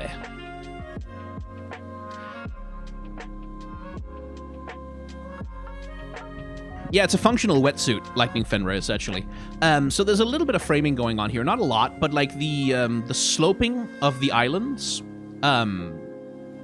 it creates a little bit of a space like right here along with the board. Like you get this kind of shape here, which is the space that Talia occupies. We can see like her entire body rising above the sea into the sky, and you can see that she's feeling the wind flowing through her hair. She's got these seagulls around her head. That gives like a really nice vibe to this image, just a really nice feeling. There's a little bit of a fisheye lens effect going on, yeah, a little bit. Not that much distortion, but a bit. That just like, this image just has vibes, right? Like, it just has feelings. Right? Like, you kind of get the feeling of, like, the pleasant serenity of her just sitting there and enjoying the ocean and enjoying the wind on her face. It's just a good vibe. And I really like her scarf, or her, whatever these are. I like that bright yellow and red. Like, that's a really good contrast to the ocean and nature colors that surround her. That sort of highlights her. And it's just like the tattoo, like the henna tattoos and the little wrist bracelet with the flowers on it. There's just like such a cute detail. Like, again, especially along with like the hair ornament, it gives a sense of her personality there. Like that she is playful, that she is like, she really enjoys like this. She's enjoying herself. She's enjoying her own aesthetic. And she's feeling herself, you know? Which makes her more compelling to look at to me. And then here we get, like, again, it's an image with more vibes than action. Right? Because, like, there's action going on. She's surfing a giant wave. But it's not like a massively dramatic image. Like, it's not like we have this, like, low, wide shot, which is, like, bursting overhead with, like, the spray of the sea foam falling behind it. It's kind of more of a quiet...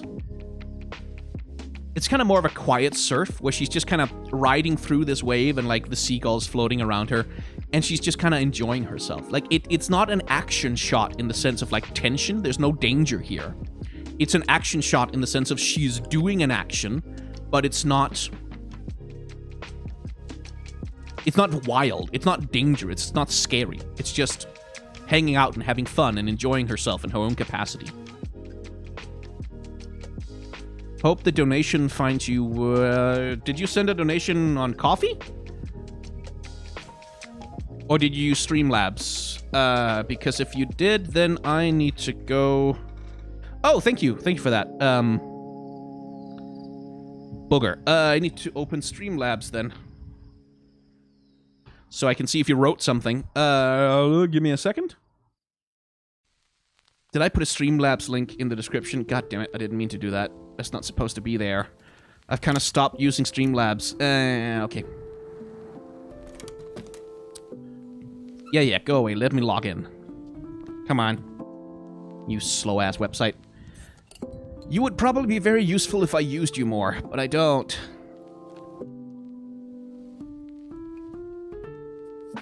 Give me a second. I just need to...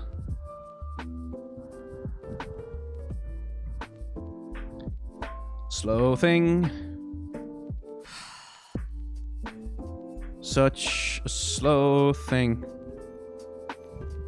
There we go. Oh, TTTED donated 5. Thanks for making thoroughly interesting content so often. I enjoy the character analysis stuff the most. Your Pride Month video also helped me explain how I felt to a friend as well, so double thanks and some dollars for you. Talia, best girl in A. Thank you very much. There we go. And there was an... Oh, God, there's another one I missed. Okay, give me a sec. Let me just filter these so we can see. Oh, Jesus. Oh, God. Oh, I feel bad about this one. Ganon Doodles, like a couple of hours ago, I think, donated 100 euros. Thank you very much for that. I'm sorry I didn't catch it when it happened. I wasn't using Streamlabs. I injured my thumb 2 weeks ago and I can't draw because of it, and I won't be able to for another 3 weeks. I've been rewatching your boss design series and more to get me through. And as a longtime fan, I felt like it's time to say thanks. Thank you. Oh, thank you. That's very, very kind of you. Let me just see if I can get that to pop up on screen again. Because I can't see, like, the stuff, like, the stuff that pops up on screen, I don't see that when I'm looking at the artwork. So I don't always catch it when it happens. I don't think I missed anything else. I think. Yeah, okay, sorry about that. That Streamlabs link was not supposed to be there. Oh, YouTube doesn't take PayPal, so you had to use Streamlabs. That's fine, that's okay, that's okay. I prefer to use Coffee, which doesn't do a pop-up on stream, but like for tips and stuff, and it's just because using Streamlabs along with YouTube Super Chats is really, really clunky, and it's kind of a hassle to do during a stream. But thank you very much for that Super Chat. That's very, very that donation. That's very, very generous of you. Anyway, yes, good. Talia Pool Party, good. Like lovely, good skin, and I believe it has a level up animation as well, which makes it a lot more worth it. As you can see.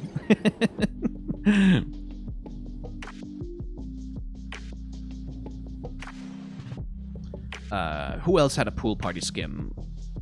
Tarek? Yes, Tarek.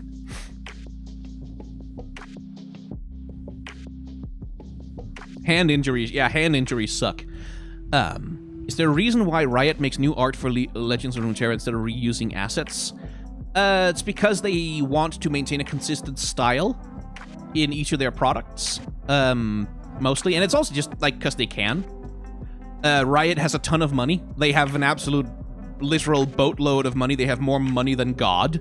And so, they just make new stuff whenever they can. Which is one of the things that's nice about the company, is that they're willing to do that. Like, sometimes they're cheap in weird ways, but a lot of the time they're not. So, Pool Party Tarek. Compositionally, there is kind of a very obvious thing of, like, he's on this lifeguard deck thing, right? So, look at that. We have a line here that draws us up towards Tarek, who, like, rises us up. So you have this triangular shape here, created by the lifeguard thing, and by Tarek himself.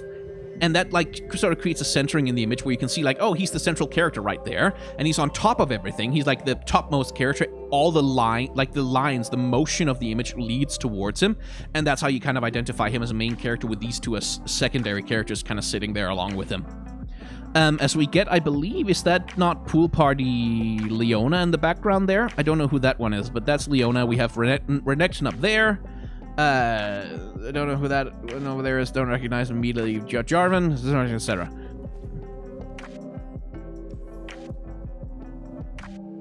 And here we have Zoe and all her followers. The Spacey Sketcher. The Little Witch. No, it's not Little Witch. It's the other one. It's the and the little urchin guy who shoots the slingshot at people, but you need to discard a card to play him, I think. That's what I see. And we have the elephant creature that she throws through a portal. It's the Mountain Sojourner. Ah. Because of like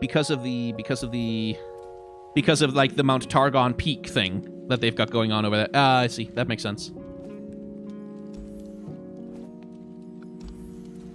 But yeah, here, some things that we've talked about before. Tarek is just the biggest thing in the image. He's like the tallest thing in the image. He's highly saturated, like tons of colors, just really brightly, and he has the brightest light shining down upon him, as well as a little bit of framing. This is a slightly subtle one, but you see how there's the kind of this, like with the clouds continuing down into like the surface of the water, over into Zoe, and then the space elephant thing and the spray that makes it creates kind of this little circle space right here. That, like, it becomes a space for Tarek to occupy and be sprayed with water in a very sort of sexy way. And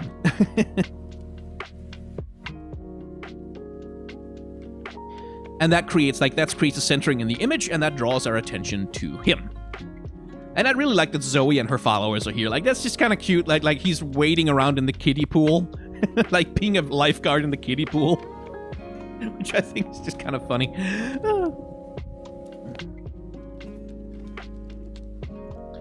Right, let's hit the shop. Because I need to remember where the skins are. Draven, right. Which means collection, cards, Draven. Pool party, Badonk. There we go. So, we have Shiraza the Blade and Kato the Arm there in the background doing their thing. As he's pretending to throw her. We have the arena announcer guy doing a riot interview with Draven, I guess, over here in the foreground as he's recovering from doing a set of sick reps or whatever. We have the Minotaur Reckoner in the background here in a little tiny Speedo, which I'm sure the Bara fans will appreciate. Syndra, Oriana, Jarvan, I think, and... That's... Who the hell is that? That's... Caitlyn, I think it is. So yeah, lots of references to the other pool party lines. But in terms of, like, framing and visual, I feel like this arm is kind of distracting for me more than anything, really. Like, I think this kind of an annoying feature of the image would have been a bit better if they cropped it out and put something more interesting there than just a blurred out arm in the foreground. But it also creates a little bit of a sense of that sort of chaotic intimacy, where it's like we're in the middle of all of these freaking bodybuilder weirdos doing their thing on the beach. And it kind of ties into the vibe of Draven as well. This weirdly homoerotic vibe that he has with the interviewer. It's Fiora, right? It's Fiora. This sort of weirdly homoerotic sort of Top Gun on the beach vibe that we've got going on with like this big Bara dude and this little skinny twink person, giving each other the biggest grins in the world for some reason. Like, it's a really weird kind of scene between these two characters. Like, what's the vibe here? Are they flirting? Like, what are they doing? Why are they smiling like that? It's very strange. Kind of odd. Oh yeah, and Swain's boat in the background. Yeah, the Leviathan, but turned into a cruise ship instead. Does that imply that we're going to get Pool Party Swain? Because I think, like, certain parts of Twitter would melt down if we got Swain in the bathing suit. And then here we have, like, the big... Like, Draven has stolen the camera from the interview, and then we get the big group selfie with the Reckoner Arena guy, the dude with the claws, the crazy guy with the claws. Nope, that's the wrong one. I'm trying to get my VTuber out of the way. The announcer, Shiraz the Blade, Kato the Arm, and the Minotaur Reckoner there in the background, all getting together for a group shot. And of course, Draven... Of course, Draven is doing duck lips. Of course he is. Of course he is, as this little guy has the privilege of being mashed into his armpit. Which, again, I know some people are into. Oh, to be the twink arena guy. Yeah, I know, right? Like, it feels like it's a little bit that kind of an image. Yeah, the Minotaur Reckoner looks weird with that face, doesn't he? Like, with that human smile, it looks a little weird.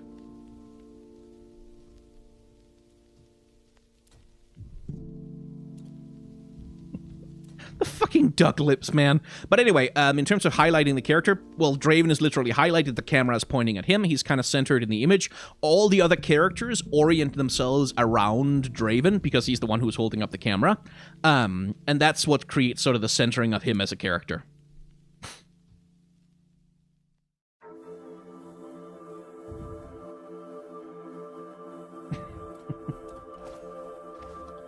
Right.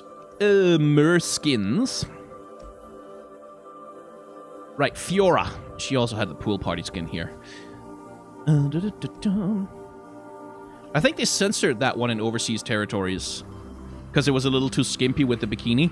But she does get herself some very cut abs there that I kind of appreciate, which I don't think she has in her base. Like, because one of the things about Fiora's base form is that she's so fucking skinny, right? Like, she's so... There's so much nothing there. Like, there's no abs, there's no muscles, there's no organs, there's no fuck all. On Fiora here, like, she really doesn't have a physicality or an anatomy to speak of. She's sort of almost kind of a rubbery cartoon character. And then we get the pool party version where it's like, oh, my girl's been hitting the gym. She's been working out. She has core muscles now. Holy shit. Like, where she actually kind of looks like someone who's a trained fighter. Instead of just this skinny noodle person that she otherwise looks like. But yeah, hanging out with Tryndamere, who's wearing a inflatable helmet, I guess. It's like a pool noodle helmet, which I think is kind of funny. He's got an Avarosa tattoo, which I think is nice. And I think this is meant to be pool party Ashe, hanging out in the background along with Lux, Garen, and Darius, who seem to be bros here, rather than enemies. Katarina walking by in the background, and Leona, of course, on a sun deck. Right there in the background. Presumably Renekton, Lifeguard Renekton will be somewhere up there, keeping watch over everything. But yeah, it's like Garen Darius bro combo right back there. Poor Ashe just being like, oh my god. Oh my god. Why did I bring him? I can't bring him anywhere. As the two of them get ready to square off. And Fiora, of course, absolutely wrecks this bacon. Just completely smacks the shit out of him. Which I fully approve of. He deserves it. Tryndamere could use a good beating. But yeah, Ashe just like covering her face like, oh my god, I'm not with him. I'm not with him. So, in terms of framing, Fiora here again has the advantage of just being the biggest thing in the shot. Like, she's the biggest character in the image. She's the most forward. She's in front of everyone and everything else. Tryndamere's behind her. Everything else is happening behind her. And there's a lot more, like, there's direct lighting. There's some saturated color. And it all just helps sort of center her in the image. Very basic composition. And she herself creates a frame. So you can see how the pool and Fiora's arm and Tryndamere's sword creates this frame where we see, like, the other people, like, Ashe, Darius, Garen, and Lux kind of looking on, sort of in disbelief. Which, again, is the little compositional thing that kind of helps draw attention to them. And then we have the level 2 where Katarina's just like, yeah, get his ass! And Darius also is, like, there to give a little bit of a cheer for Fiora winning a well-deserved victory. And here, the framing and the compositional elements are a little bit clearer, because here you can see that Tryndamere's body, as he's knocked backwards, the sword, the water that's hitting him, and the arc of Fiora's pool noodle sword, along with the pool itself, creates this frame right here in the center of the image. That creates, like, this centered composition where she's at the heart of everything. And also, she is in the vanishing point of the image. Like, you can see the rooftops and the bits of, like, architecture in the background. All of their lines ultimately point, like, towards this point in the image, like, towards her, centering her. And even the clouds kind of sort of mold themselves a little bit around, giving her clear skies behind her. And she has an undercut, by the way. Yes, she does. But yeah, it would be nice if base Fiora could get some of that anatomy. That would be nice. That would make her look a lot more good as a design, frankly. Zoe, Heimerdinger, and Tarek also. Let me see. Oh, Zoe and Heimerdinger. We already did Tarek.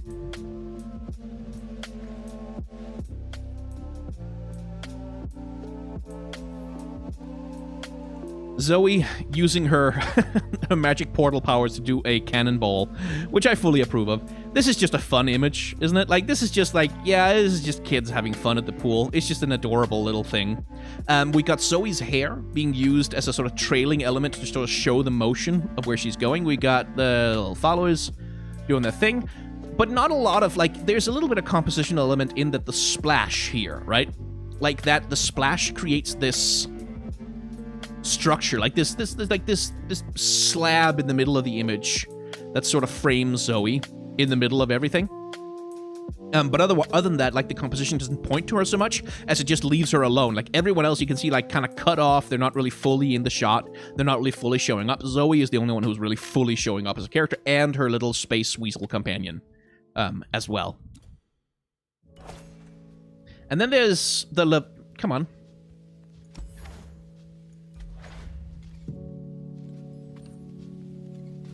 There. And then there's the level 2. And I'm like, I don't like the face here. Like, the face, like, there's something about the way that the face is constructed, the way that it's attached to the body, the smile. Something about this is very uncanny. And it just, like, she just doesn't look good. Because, like, this arm is kind of long, the foreshortening. Something about it just doesn't work. Like, something about it, to me, just doesn't work.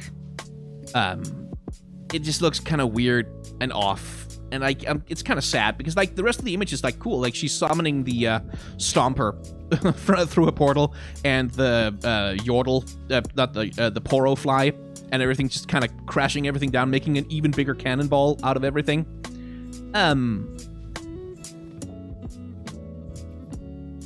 But yeah, like, here she's just, like, the biggest thing in the image, and that's why she's the center thing. The Poro Fly, yeah. Like, it's just that neck and, like, the way that it attaches to the... Like, the way the face is constructed relative to her body and the foreshortening on her. I don't know, just... There's something about the technical aspect of this image just doesn't work for me. I think it needs another pass in editing. Right. Hamer. Hello, Hamer.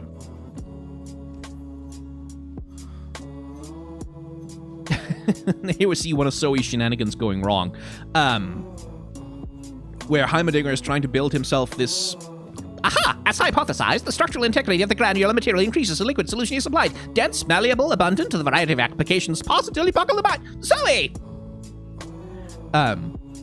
He's trying to build this sandcastle, sort of puzzling over the science of material construction with sand, and then Zoe smashes a water balloon straight into it because she's doing a water balloon fight with is that Graves? Pool Party Graves doesn't wear a shirt normally. And Syndra in the background as well. Which is like a cute little thing. But framing,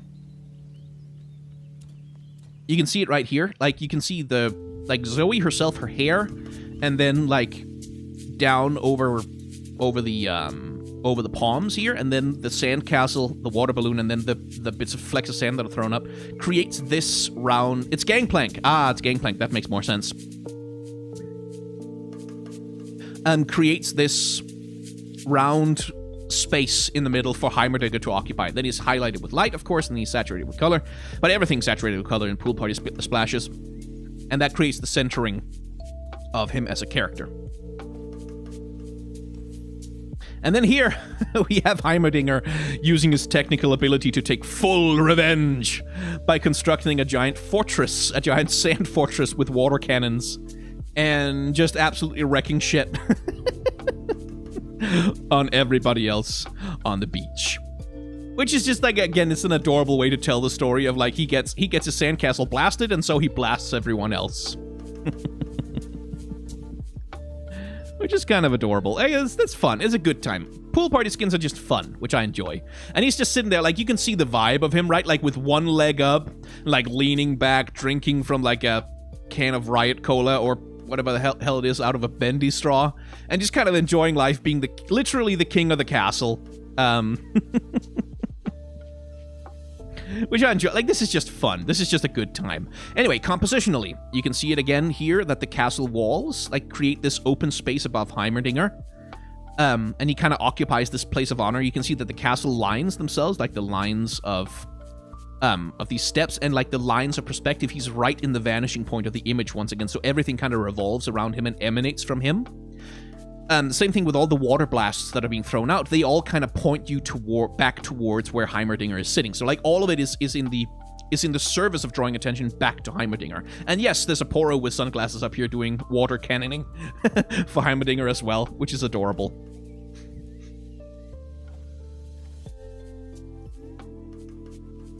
Right. Let's see. Cosmic Zephyr Yasuo and Cosmic Exile Riven. And I think those are the last two ones.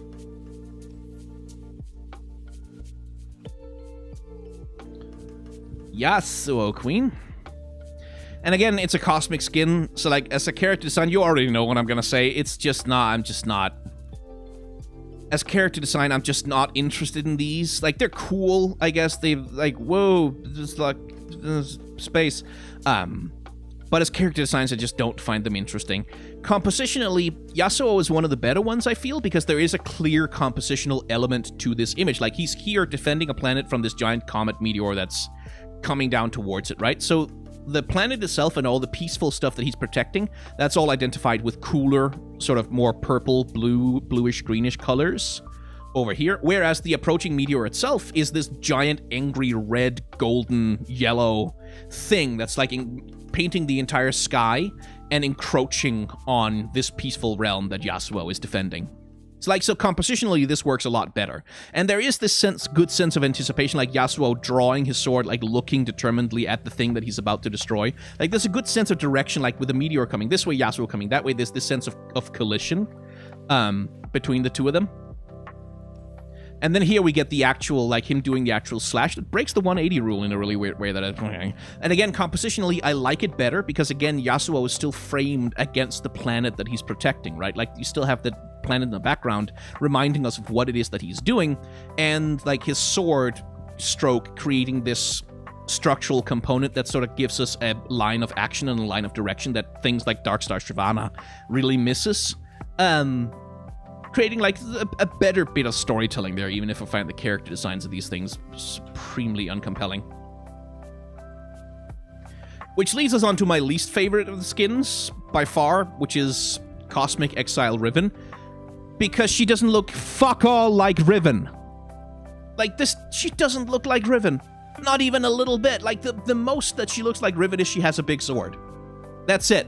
The rest of her, it's not the same character. Like, it just isn't. Like, that's not a cosmic version of this. It just isn't. And that's the problem with the cosmic skins in particular, is that they're so committed to their aesthetic that they erase, like, when you have a character like Riven who's already kind of like, she kind of depends on her dark eyeshadow and, like, her hairstyle and her costume to do a lot of the storytelling about who her character is, what her character is like. When you get these cosmic skins that just replace all of that, like, they take away the eyeshadow, they take away the hair, they take away the costume, they take away everything except the damn sword, it just doesn't look like Riven at all. And it doesn't help that she's also just again, this weirdly unnatural, incredibly skinny with thick thighs and no musculature whatsoever kind of thing that doesn't really even identify her as a warrior. It's like, it's just, terrible character design. Terrible, terrible, terrible, terrible, terrible character design. Composition is good, though, because you have the flow. Like, you have these dark star materials or whatever flowing into the spiral down here, and then that spiral spirals into the blade and into, like, the thing in the center there, and then we have this, like, and that all creates this frame right here that Riven can occupy, right? So, like, it's a good composition. Like, as a composition, it has a lot of good flow, it works really well, but the character design is just like, blah. It's just, it's not Riven. It doesn't look like, I've had people mistake this character for Yasuo. Like, and I can see why, because she has the long hair and the thing, and her physicality is so unremarkable as to be anything. It's like,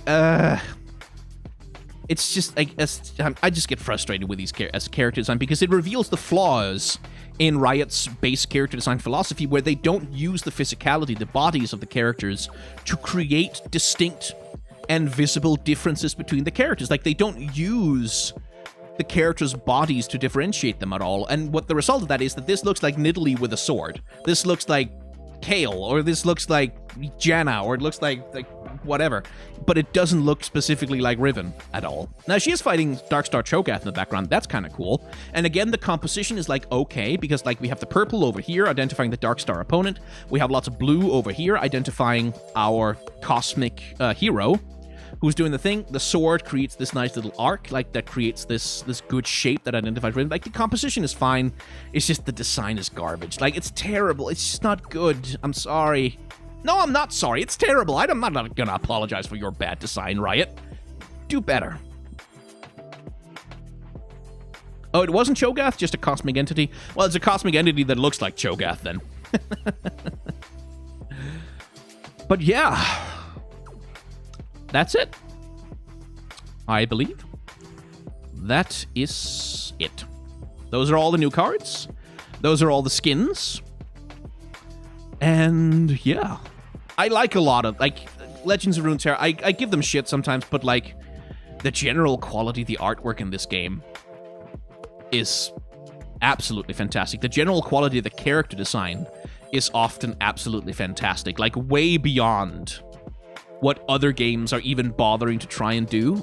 I have my frustrations with the champions because they are, like... Because, like...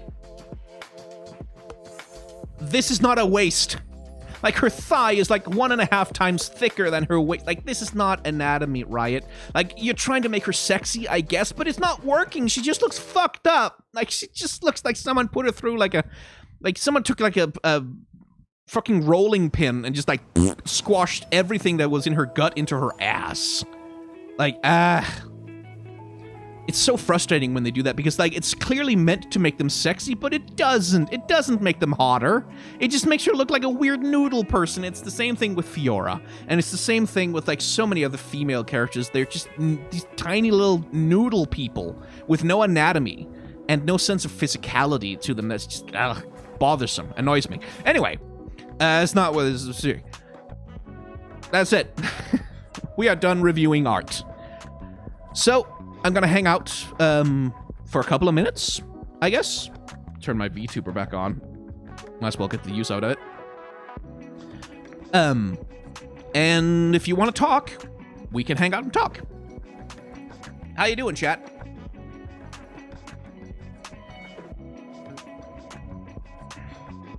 Have I seen the Brazilian League of Legends audio narration thing? Yes, I believe they're just reading stories that already exist, but that was a really cool project. I'm glad that they did that. This was a lovely way to chill and distract myself after a really rough day. Thank you, Skyn. Well, you're very welcome, Sparrows. Glad to help you. When is the next Bloodborne stream? Hopefully on next Saturday. Hopefully. If I can finish the episode by Friday, then the next Bloodborne stream is on next Saturday.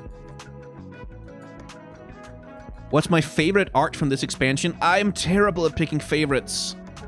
I don't know how to do it. I can't pick favorites. Like, there's a lot of good stuff. Like, Rexi's art is all very good. I love Ekko and, like, the vibes of his crew. But, like, if you ask me to pick a favorite, I'm sorry, I can't. Can you do more life stuff videos like you did about Pride? No. Like I said in that video, I like to keep my private life private, mostly. I did that video because I knew that I needed a video like that when I was younger. And so I decided to make sure that one exists. But I keep my private life private.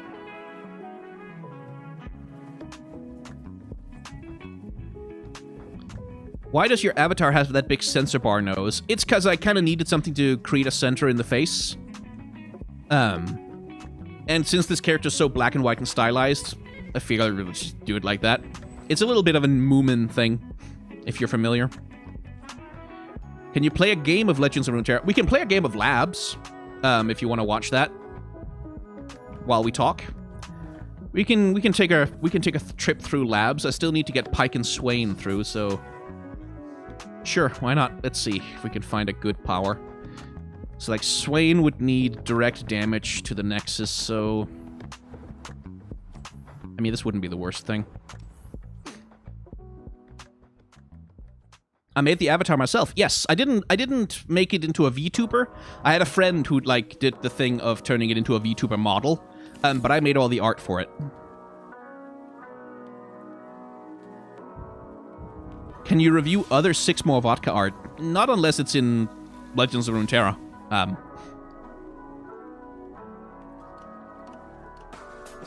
Donk, donk. I don't need Blade's Edge. Oh, wait, maybe I should, since it's spiders. Who cares? Okay, that's a good opening hand. Am I gonna do something on the Mundo rework? Maybe. I don't know. I feel like there's another YouTuber, Nicky Boy, who did a video about the Mundo rework, and I think he did kind of a good job of going over pretty much all the stuff that I would say anyway. So I kind of lost steam on my video, because like I felt like someone had already said it.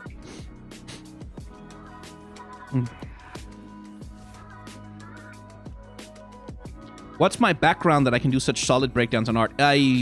Professional artist for 5 or 6 years, and just like a lot of study. No education, if that's what you're asking. Is it purely technical that the beard doesn't quite connect? I can't stop noticing it. Yeah, it's because the beard, as I open and close my mouth, it's part of that, and it's like it doesn't quite line up. There's ways to make it line up, but it's a little bit of an amateur job that we did. Where can I see your works? You can't anymore, because all of the work that I have publicly, or had publicly available, is really old now, and I don't want people to see it, because I don't think it looks very good. So you can't.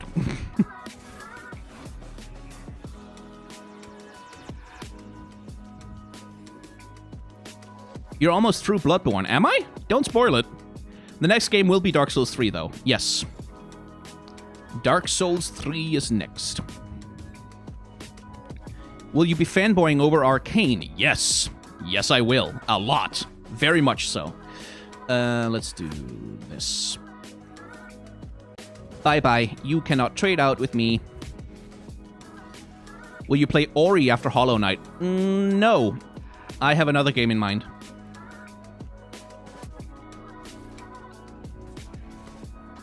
Favorite level up animation of the last 3? Oh, I don't know. I really like the level 3 Ascension animation that came with the last expansion.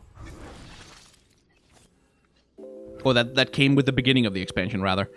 I guess we just go for face, don't we?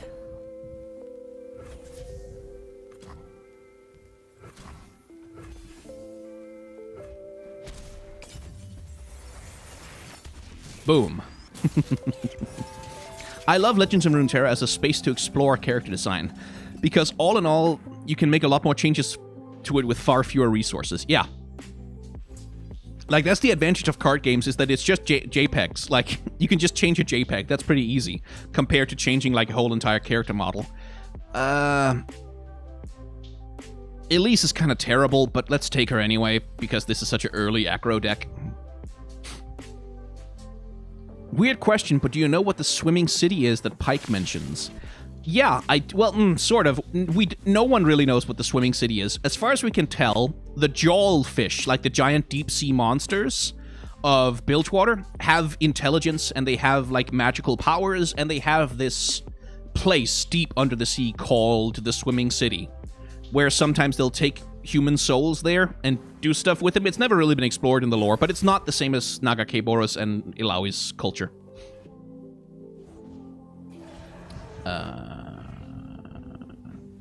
Yeah, let's just prevent damage, shall we? And get some damage back on them.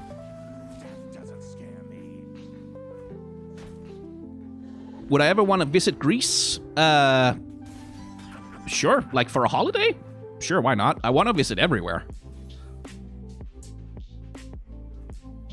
Okay, do we want to go with... If they play a Mist Wraith, I can't really do... Yeah. They have so many 3/2s and so many things that can kill an Elise. Like, this is why Elise is so useless in labs. But she's a blocker. I guess I can keep her. One of my favorite Warhammer factions. I mean, I haven't played Warhammer in forever. Like, the last time I played Warhammer, I had, like, a lizard man army in Warhammer Fantasy. Like, that's way before the Age of Sigmar stuff and all of that. So... Like, I used to like lizard men, but I haven't kept up with it. I like the Tau conceptually in 40k, but I don't know much about them either.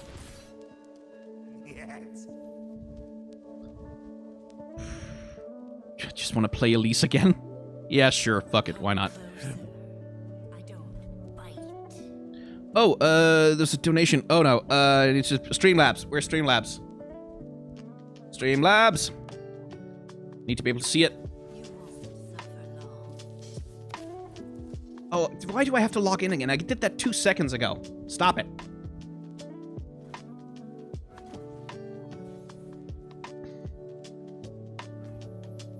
Okay, Streamlabs. What was that donation? Please show me. Oh, Amanda, thank you. I just wanted to let you know that you've helped not just with your Pride video, but with your streams. I lost my mom to COVID last week. Holy shit. And your streams have helped to distract when it gets to be... I'm so sorry. Holy shit. I'm so sorry. That should never have happened to you. That should never have happened. Fucking hell. I'm glad this helps a little bit. Like, I'm glad that it does something. Oh, good lord.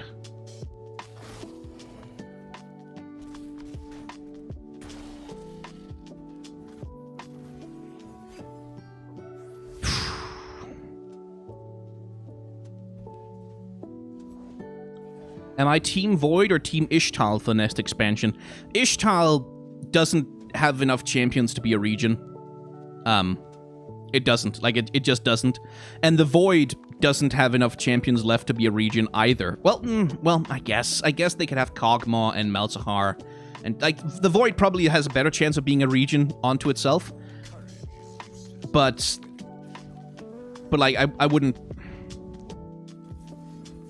put too many hopes in Ishtal, because they don't have a lot of champions. Damn it, I should have used the blade first. I should have blocked. Idiot. It's hard to play this game and look at chat at the same time. But yeah, like, Ishtal has Malphite, they have Kiana, they have Nidalee, Rengar, Nico, and who else? Like, they really don't have a lot of champions. And, like, champions like Nidalee and Nico, they aren't really Ishtali champions. They just live in the jungles around Ishtal. So, like, they're not really from there. Well, that's not really... I mean, I guess that would make Elise have some survivability. And, like, then I could actually get some spiders on the board. I mean, it wouldn't be bad for tokens, I guess. Yeah, sure, like, fuck it, let's do it. Let's just have fun. Let's not think about strategy. Let's just have fun. Some self-healing? Or the Vanguard Cavalry? What's my mana curve like?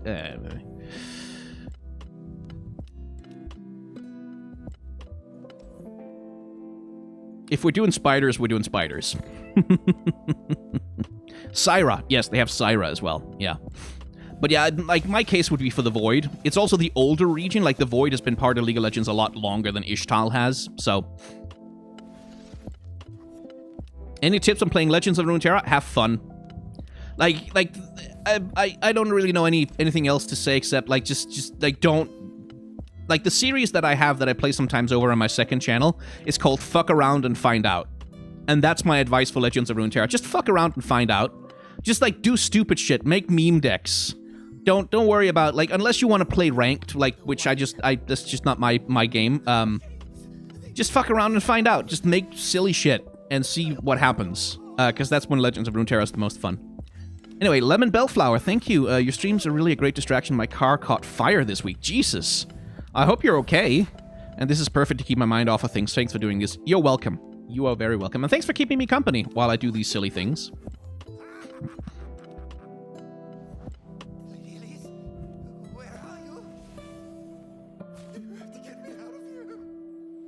You like ranked? Yeah, I mean, I'm sure it's fun. It's just I cannot enjoy playing ranked. I just can't.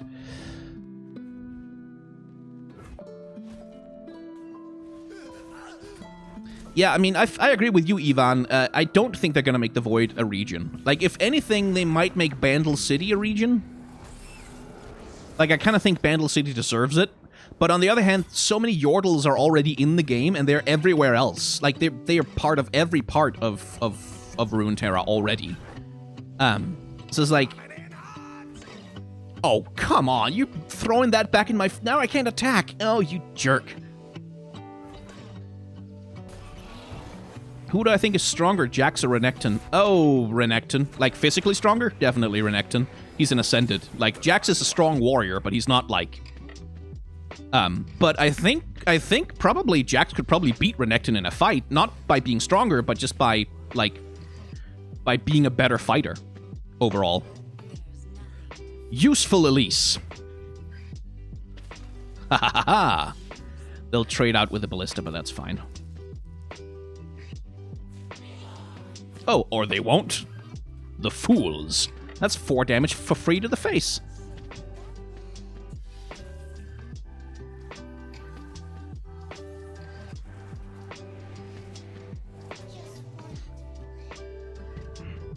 Didn't Jax canonically beat a couple of Ascended in that one Icathia story? I can't remember if he did. I don't think so.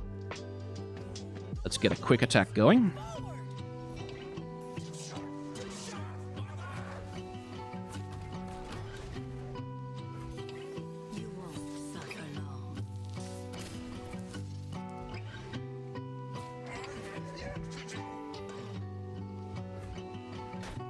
Well, hey, this terrible, terrible deck construction worked. At least past Thresh. We'll see how it goes. How interested are you in fan designs, like new champions and fan-made lore? Very. I've made videos about it, don't you know?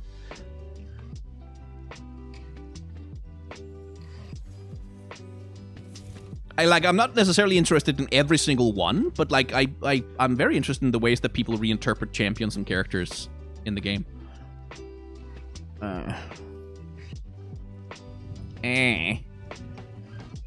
I guess...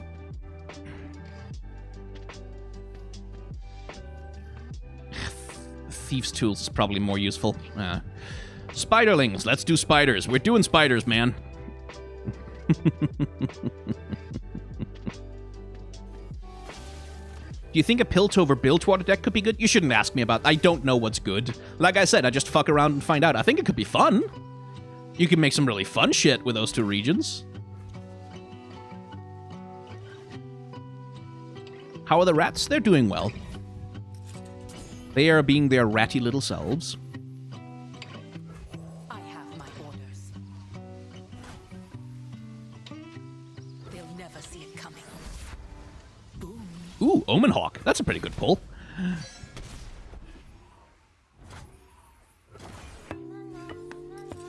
How do you like the new Lurk archetype? I quite like it. Like, I've only really played it in labs. Like, I've managed to get Rexi through labs finally after a million years. I haven't played Pyke yet. I think he's probably more fun than Rexi. Like, Rexi struggles in labs because she's so slow. Like, her whole deck and her whole construction is so slow, so the spiders just eat all your health. And the Mistwraiths as well, if you don't have, like, the Poro summon thing power. So you have some tokens on the board that can block. Ugh. Pokfen, I'm not trying to play smart. If you want me to play smart, I'm sorry. It's just not gonna happen. We don't do that here. We fuck around and we find out.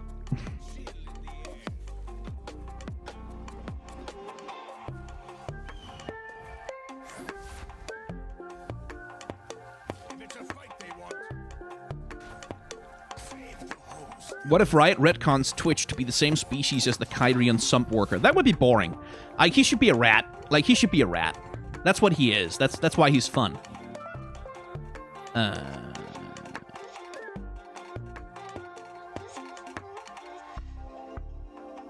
you know what? Let's just play 2 Legion Grenadiers. Why not?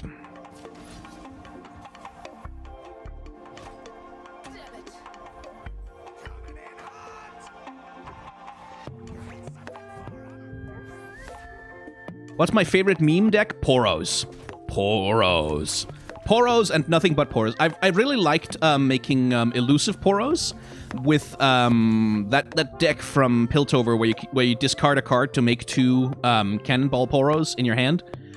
I've abused that really, really badly, and it's extremely funny.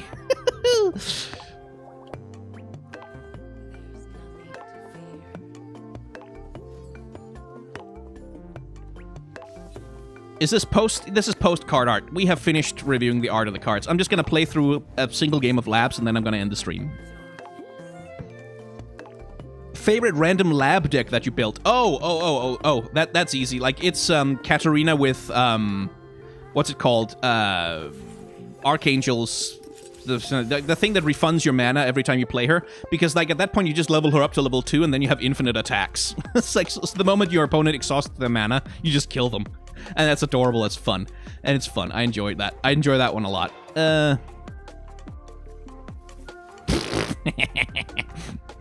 What a silly thing to do.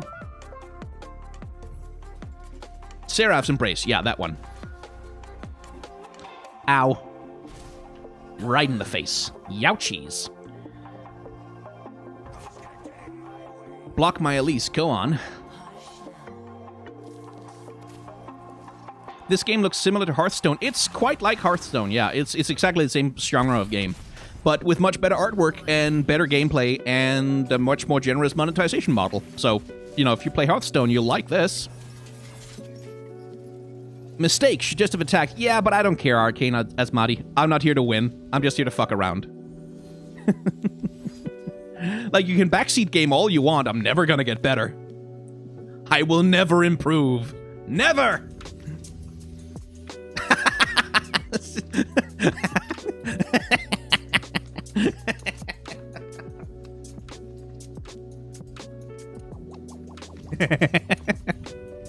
I'm gonna pick it. I'm gonna pick it. I'm gonna pick it. I love when they make these dumb, stupid, useless cards. We'll pick the Silverwing die. Or maybe give that thing Overwhelm? No, because this thing is elusive with Tough. But that also means it's never gonna get blocked. But it's elusive, though, so elusives are better. Let's put Tough on the Ballista, or go really hard on spiders. Really stupid spider deck. No, we'll make the Tough Ballista.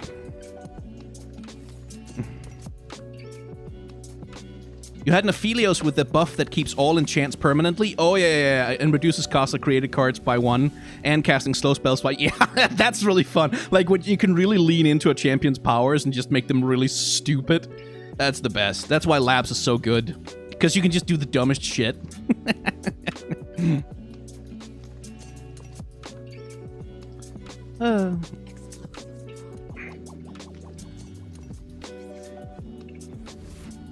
What do you think they should do with Twitch lore? I don't know. Like, I've already done a What's the Deal video with Twitch, but I didn't have a future segment in it. And I really feel like I want to go back and do that. Like, maybe make a video about Twitch's future in the lore. Because, like, you could do some interesting stuff with him, you know? Like...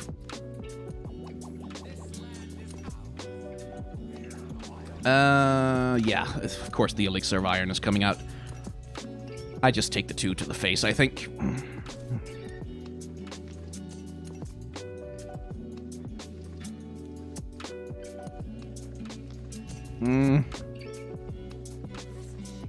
Yeah, screw it. Let's play stupid. Have I ever played Wild Rift on my channel? No, I don't have a way to record phone gameplay. So, I couldn't do it if I wanted to. Plus, I just don't play base League of Legends anymore. Just not that interested in it. I guess that's all we can really do. Payoff. Have you seen that Sejuani follower that deals damage to everything with lifesteal? Yeah, that's also very funny. Ah, things are starting to slow down here. Hello, Elise. There we go. Let's see. Let's do this. Let's do that. Fuck it. It's only one thing that can block it anyway, so.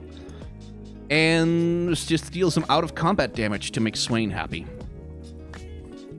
Right for the face. No thought, only face damage.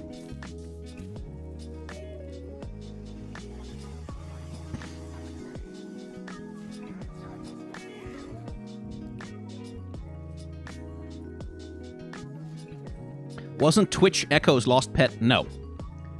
I don't believe that that's canon anywhere. Why did you cast a Elixir of Iron on it? Why did you do that? That's weird. The AI is silly. Let's do...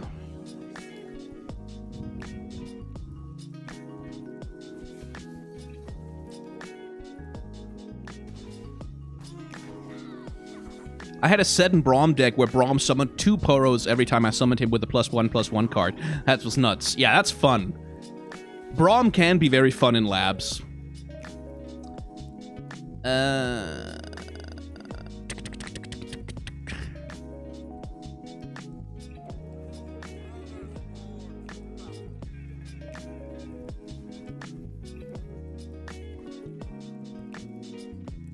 I think I wait for... Because, like, they'll just throw the Feral Mystic at it. And if they throw that one out, they'll just put the Elnuk up on them. Yeah, I think I just wait here. Riot seems to be a bit slow in coming up with stories for over 150 main characters. Yeah, I mean, that's the thing, like, with Riot is... They have 150 champions, and they're still adding more. Like, they're still putting more goddamn champions into the goddamn game, and they're never gonna stop. Ever. And that's the problem with League of Legends lore, is that Riot doesn't know when to say enough. Because, like, their whole business model relies on constantly putting out more champions. Like, just more champions, more champions, more champions forever and always, and they're never gonna stop. They can't stop, and they don't want to, and it's a problem.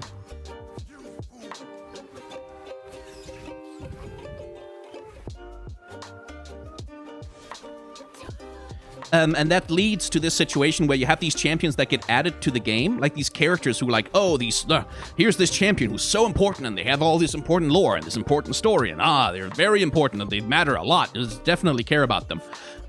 But then they never ever follow up on anything that has anything to do with any of the champions ever, and there's no reason to invest in the story because their story is never gonna matter. Like, it's never gonna do anything. And, like, that's the big problem that Riot has with their lore, is that so long as the lore is tied exclusively to League of Legends, the video game, like, it's never gonna go anywhere. It just isn't, because League of Legends, the video game, requires constantly more champions added to the game, like constantly more lore threads, constantly more story, constantly more everything happening, with no opportunity to stop ever. And it's just...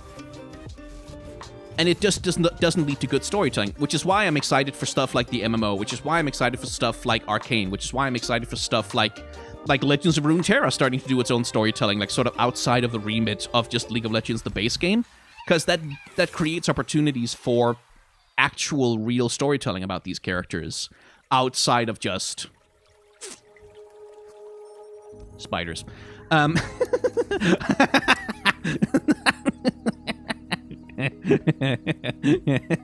Yes. It's so dumb. It's never gonna go off. It's never gonna work. It's never gonna work. Like, that creates, like, where League of Legends, the game, cannot support storytelling, and MMO can. Like, other forms of media can. And that's why I'm excited for it. But yeah, the MMO is like 4 years away. Like, it's 4 years away. There's no reason to get excited for it yet. Like, we have no reason to be interested in it yet.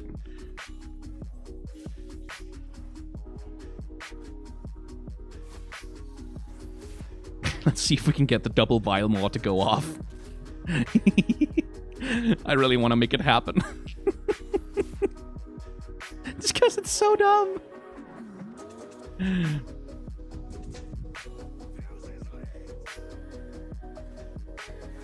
Oh, we might not need to. We're getting a lot of free damage.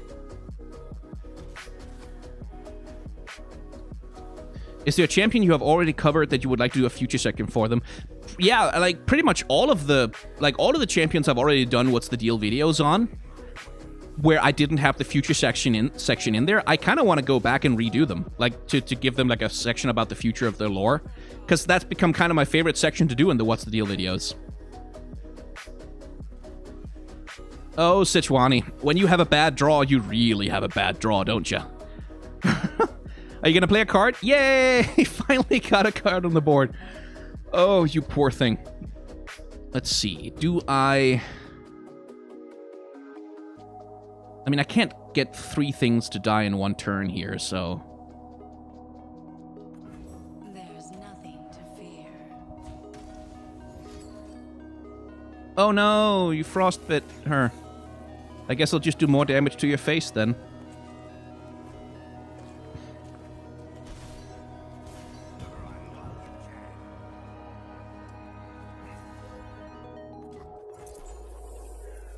Struggle. They'll enjoy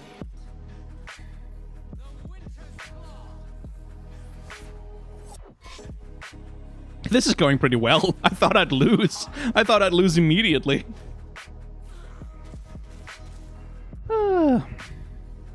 Right. Want to make a long video or a series of videos where you quickly summarize your videos on the champ and then add, like, your shorts and add the features? Like, I could do that. I could do something like that, maybe. Like, maybe just reuse the shorts I've already made. I don't know. I'll figure it out. Anyway. What do you think Region 10 will be? Like, I want it to be Bandle City. I feel like it's the most interesting one. I feel like the most likely one is the Void, but it's also possible that they just don't add any more regions now. Like, I think it's possible that they just don't add more regions, but what they might do, and I'm not sure that that's going to happen, but, like, what they might do is they might add skin universes. Like, if Riot wants to keep adding regions to the game, then, like, the thing I would say is, like, add the Project universe as a skin line. Add the Star Guardian universe as a region. Like, not, like, add the Project universe as a region. Where you basically use, like, there's so many characters in those freaking universes already, there's so much stuff going on, that you can just kind of use those as regions on their own and, like, build them out, like the Odyssey universe as a region in the game. Oh, Mashka Decaro, I don't know what that currency is, but thank you very much for all of it. Love your work and also loved your honest video for Pride Month. Will all of this later be uploaded, or will you cut it only to the review of the cards? Hugs and thanks. I'll edit this out as a video and I'll post it over on my second channel. So you'll get the gameplay as well. Don't worry. Is that going to get weird with card skins? No, not necessarily. Like, it just means that if you make a skin line into a region, then you can't use that as a skin line as skins for the cards. But that's, like, you can deal with that.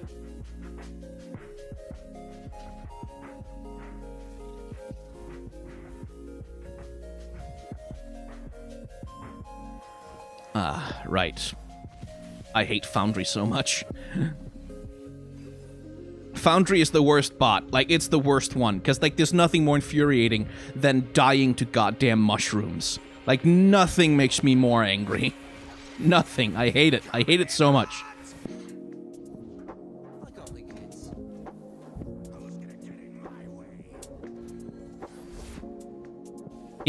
Lurk.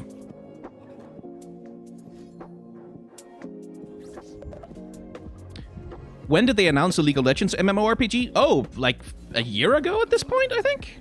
But, like, it's a very small announcement. It's basically just Ghostcrawler on Twitter said, yeah, we're making an MMO. Like, that was kind of the extent of their announcement, and he's, like, been talking about it on Twitter, but it's like they haven't released, like, there's no footage, there's no anything. There's no reason to get excited. There's nothing there yet. But yeah, technically there's an MMO in the works. I hate this bot. I hate it so much.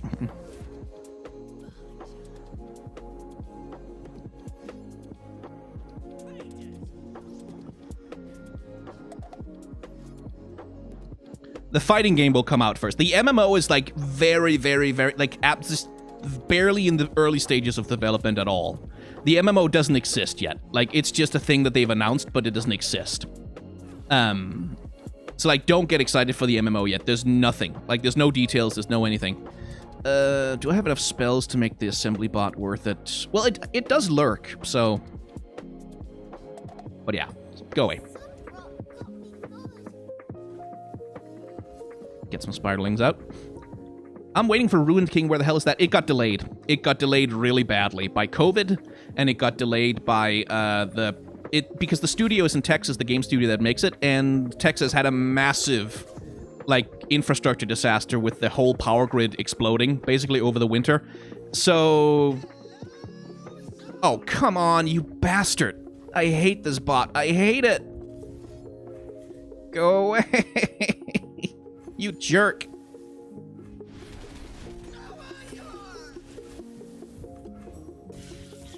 But yeah, the Ruined King game was supposed to be out by now. It was supposed to be out. But it just got screwed by every possible delay that you can possibly get screwed by. Ooh, Poro Cannon.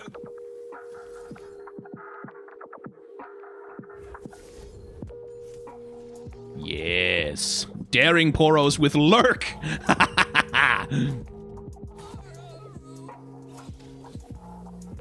Ow. Ow. Ow. You want Riot to explore the Arbor Mark? Yeah, I mean they could do that. Like if they wanted to do something with, like with the lore, they could explore the less explored regions in the game. Like that's definitely an option. And watch as it now just casts removal on both my Daring Poros and screws me over completely.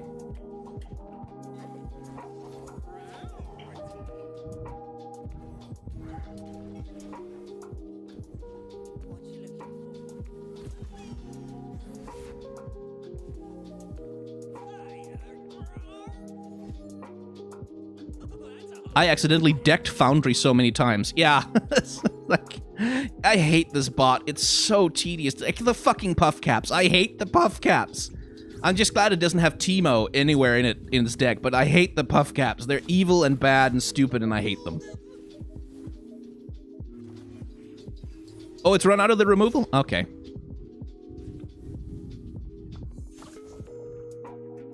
Ow! Oh, fuck off!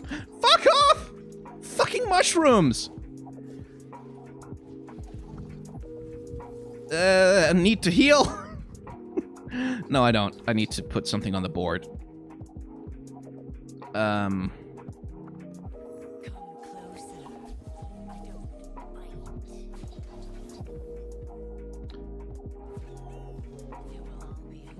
all be over soon. At least we can level Elise up.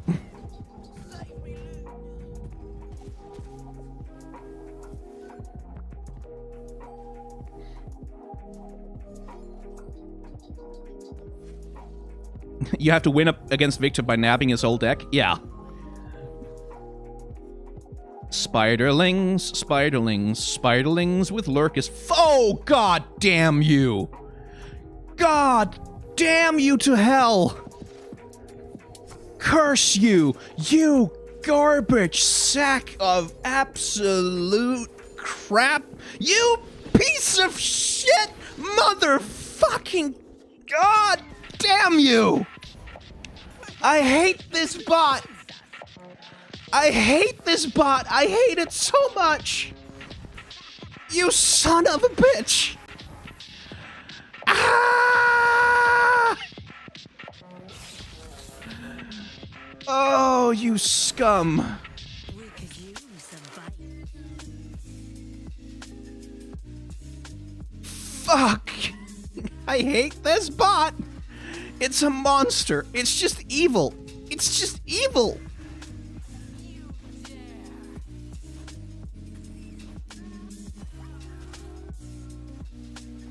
Ah!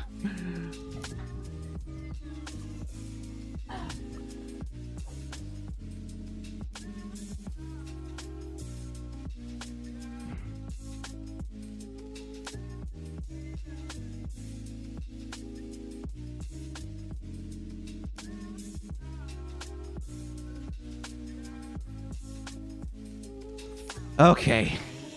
Just give me a sec. I just need to...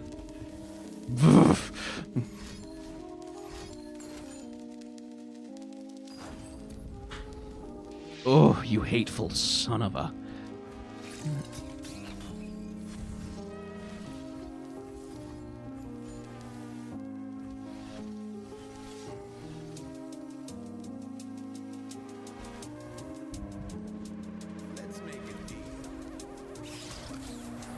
No. Am I gonna deck you out? Yeah, I am.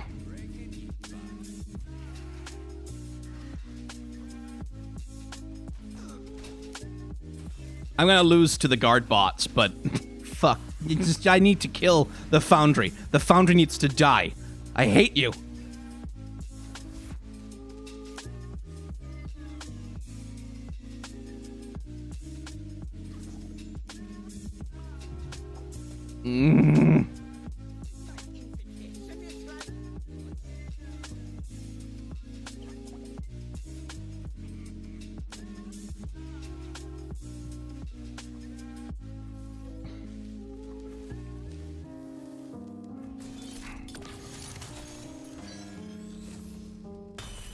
Go ahead. Play with your food.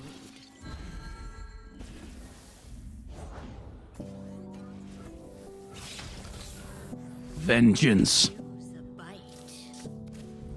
Vengeance! Revenge! Fuck you! Okay, sorry, I couldn't look at chat. I had to laser focus on killing this motherfucker. It wanted to kill him with damage. Vengeance! Okay. Okay. Guess we put Dorian's blade on the Legion drummer.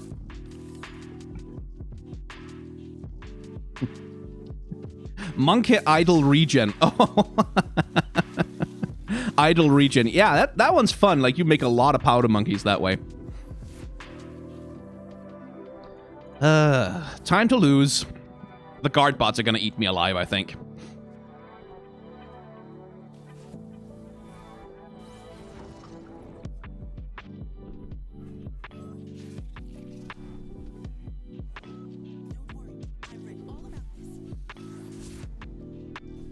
Hey, Plaza Guardian. Never gonna get below 10. Well, it might become castable at some point. I feel like they could have taken more advantage of Vayne in her legendary. She's still the same person. Her story hasn't advanced through voice lines at all. It has. Like, she has changed some as a character. Like, it's not like she hasn't moved at all. How do you feel about the Crime City Nightmare concepts? I feel like they looked cooler. I feel like they were cooler in their original conception. And I feel like the concept that they've shown off right now, it's just like, it didn't really do much for me.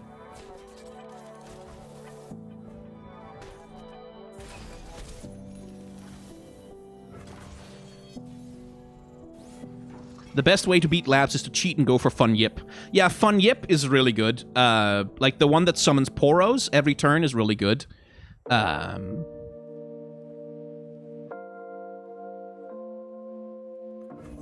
march as one, an unstoppable force. Remember why we fight.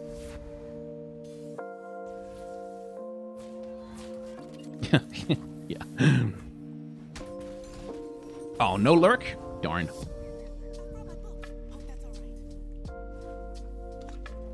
Mana flow can also be a very good power, yes.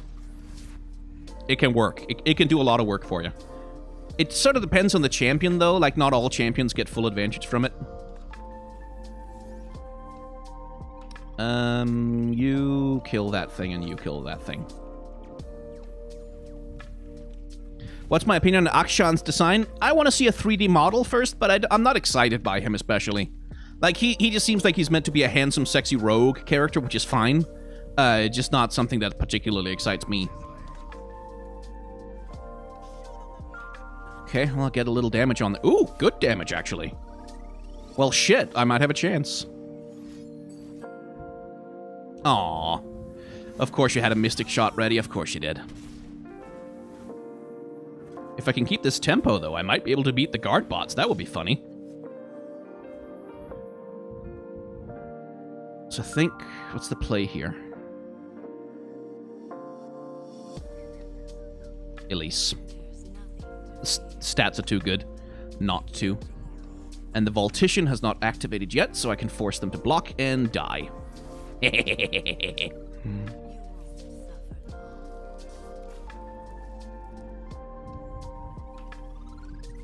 Yes. Yes!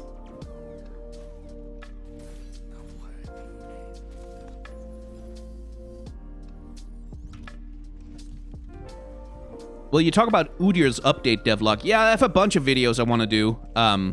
Like this Udyr's update, there's the Mundo rework. Like, there's a bunch of stuff I'm kind of behind on. I don't know what I'm going to do next. Like, I don't really have any plans in mind. So, we'll see. How can I help? Could you please get on the board? Oh, no. Don't be a jerk. Don't be a jerk. Once the wiser. Let's take this puppy for a spin. Okay, then. Lurk! Yes! Choose a bite. I think I might beat the guard bots. Okay, fine. That's cool. I'm okay with that.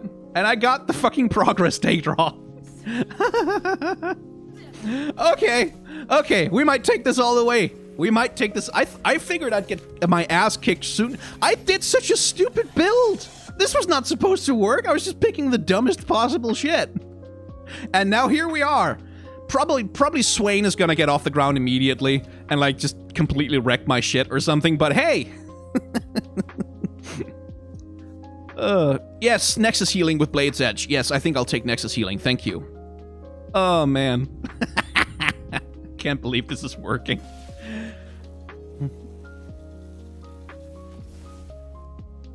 Yeah, if Victor draws badly, I'll kill him. Like, I'll eat him alive because I have so much early aggression available. But if he draws well, I could be in a lot of trouble. So I want to have that for the heal. Like, 3 extra health might come in handy.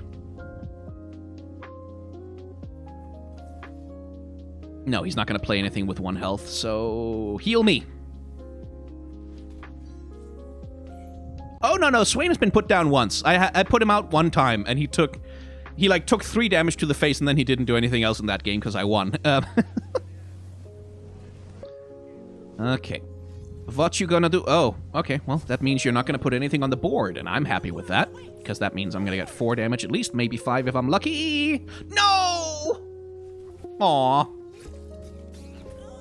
Oh well. He still has nothing on the board, so that's okay. We march as one, an unstoppable force. Remember why we fight. No lurk? Aw. Ah. Yes. Yes. Once they lurk, yes.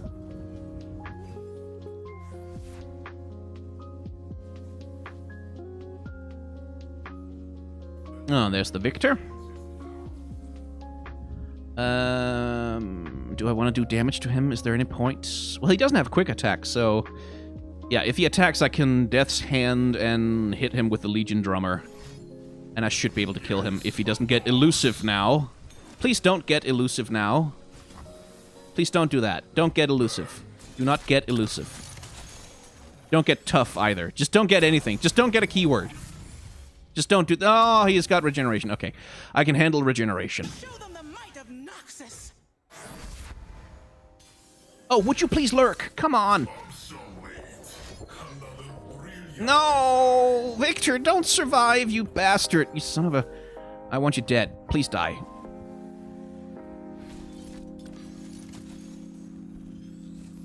Oh, right. He doesn't get health from augment. He only gets attack power. Goodbye. Go away. Fuck you. Since I'm so close at the end of Bloodborne, should we warn you in case next stream you decide to close the stream when you're only 1 or 2? No. We'll talk about that once we're actually on that stream. Let's put Swain down, I guess. Let's see if he can do something. No, not so much. No, he can't. He can't really do much. He can just block. That's what he can do. He can just block. That's what Swain can do.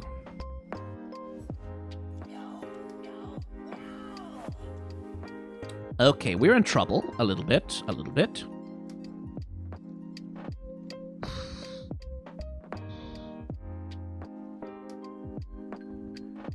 Get the Silverwing Diver to... I need to block the Submersible. I need to. Like that, I can't let it... I cannot let it do damage. I can't take damage to the face right now. I don't have enough health to fucking damage race him. Hey, there's the lurk, finally. It has catastrophe? That's the pursuit of perfection? Huh. Okay, I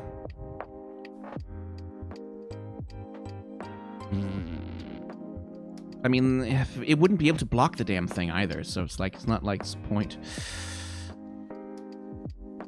I need bodies on the board.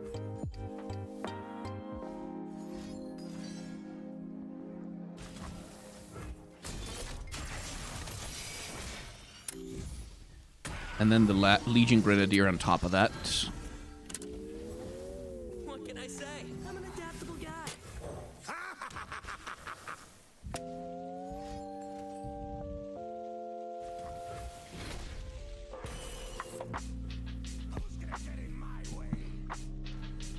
I should have kept a blocker. I should have kept a blocker. No, I'm an idiot. I'm a fool. I'm a moron. He's just gonna hit me in the face with the Plaza Guardian. No. I'm an idiot. I'm an idiot. I should have kept a blocker. Okay, please play a card before you hit me in the face. Please play a card. Just one card. Just play a card. Any card. Just play a card. Just play a card. No!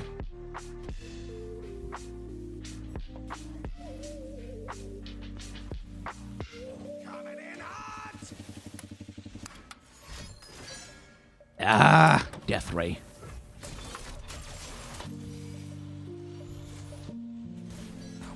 I was close, kinda, sorta, maybe, a little bit. Oh, you just decided to take that damage. Fair enough. Any direct damage, like if he has a Mystic Shot, if he has Aftershock, if he has anything whatsoever in hand, I'm just gonna die. That's all that's gonna happen.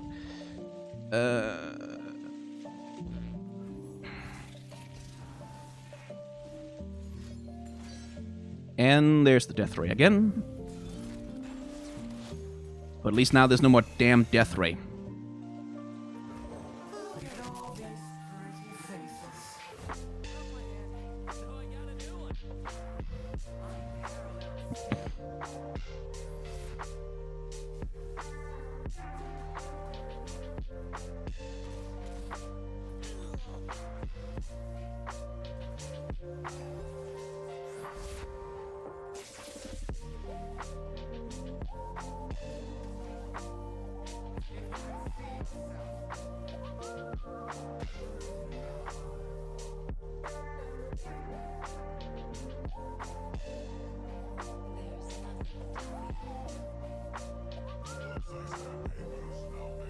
Okay.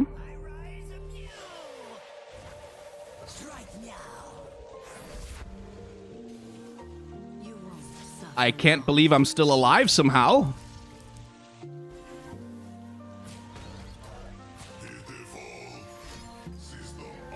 Stop having death rays!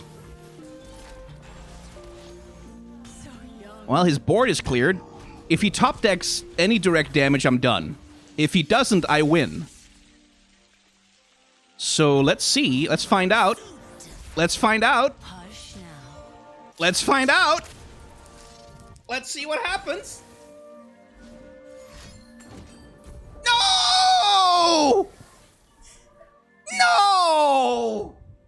You son of a whore! You piece of shit! You had that in hand the whole time, didn't you? You were just waiting. You were just waiting. Waiting for the moment when it would hurt the most. Ooh. Ooh. Oh my god. I hate these bots. What a way to lose. What a way to lose.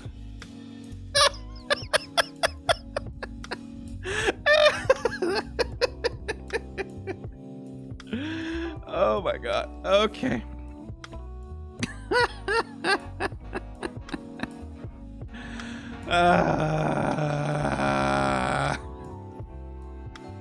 Oh. I'm not gonna lie, that hurts.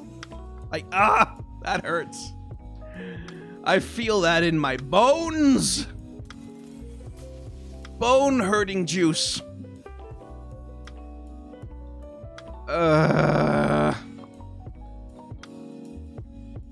Well, that's the end of the stream. It would have been so epic to finish it off with a win in spite of everything, but nah. No, the AI decided to punish me.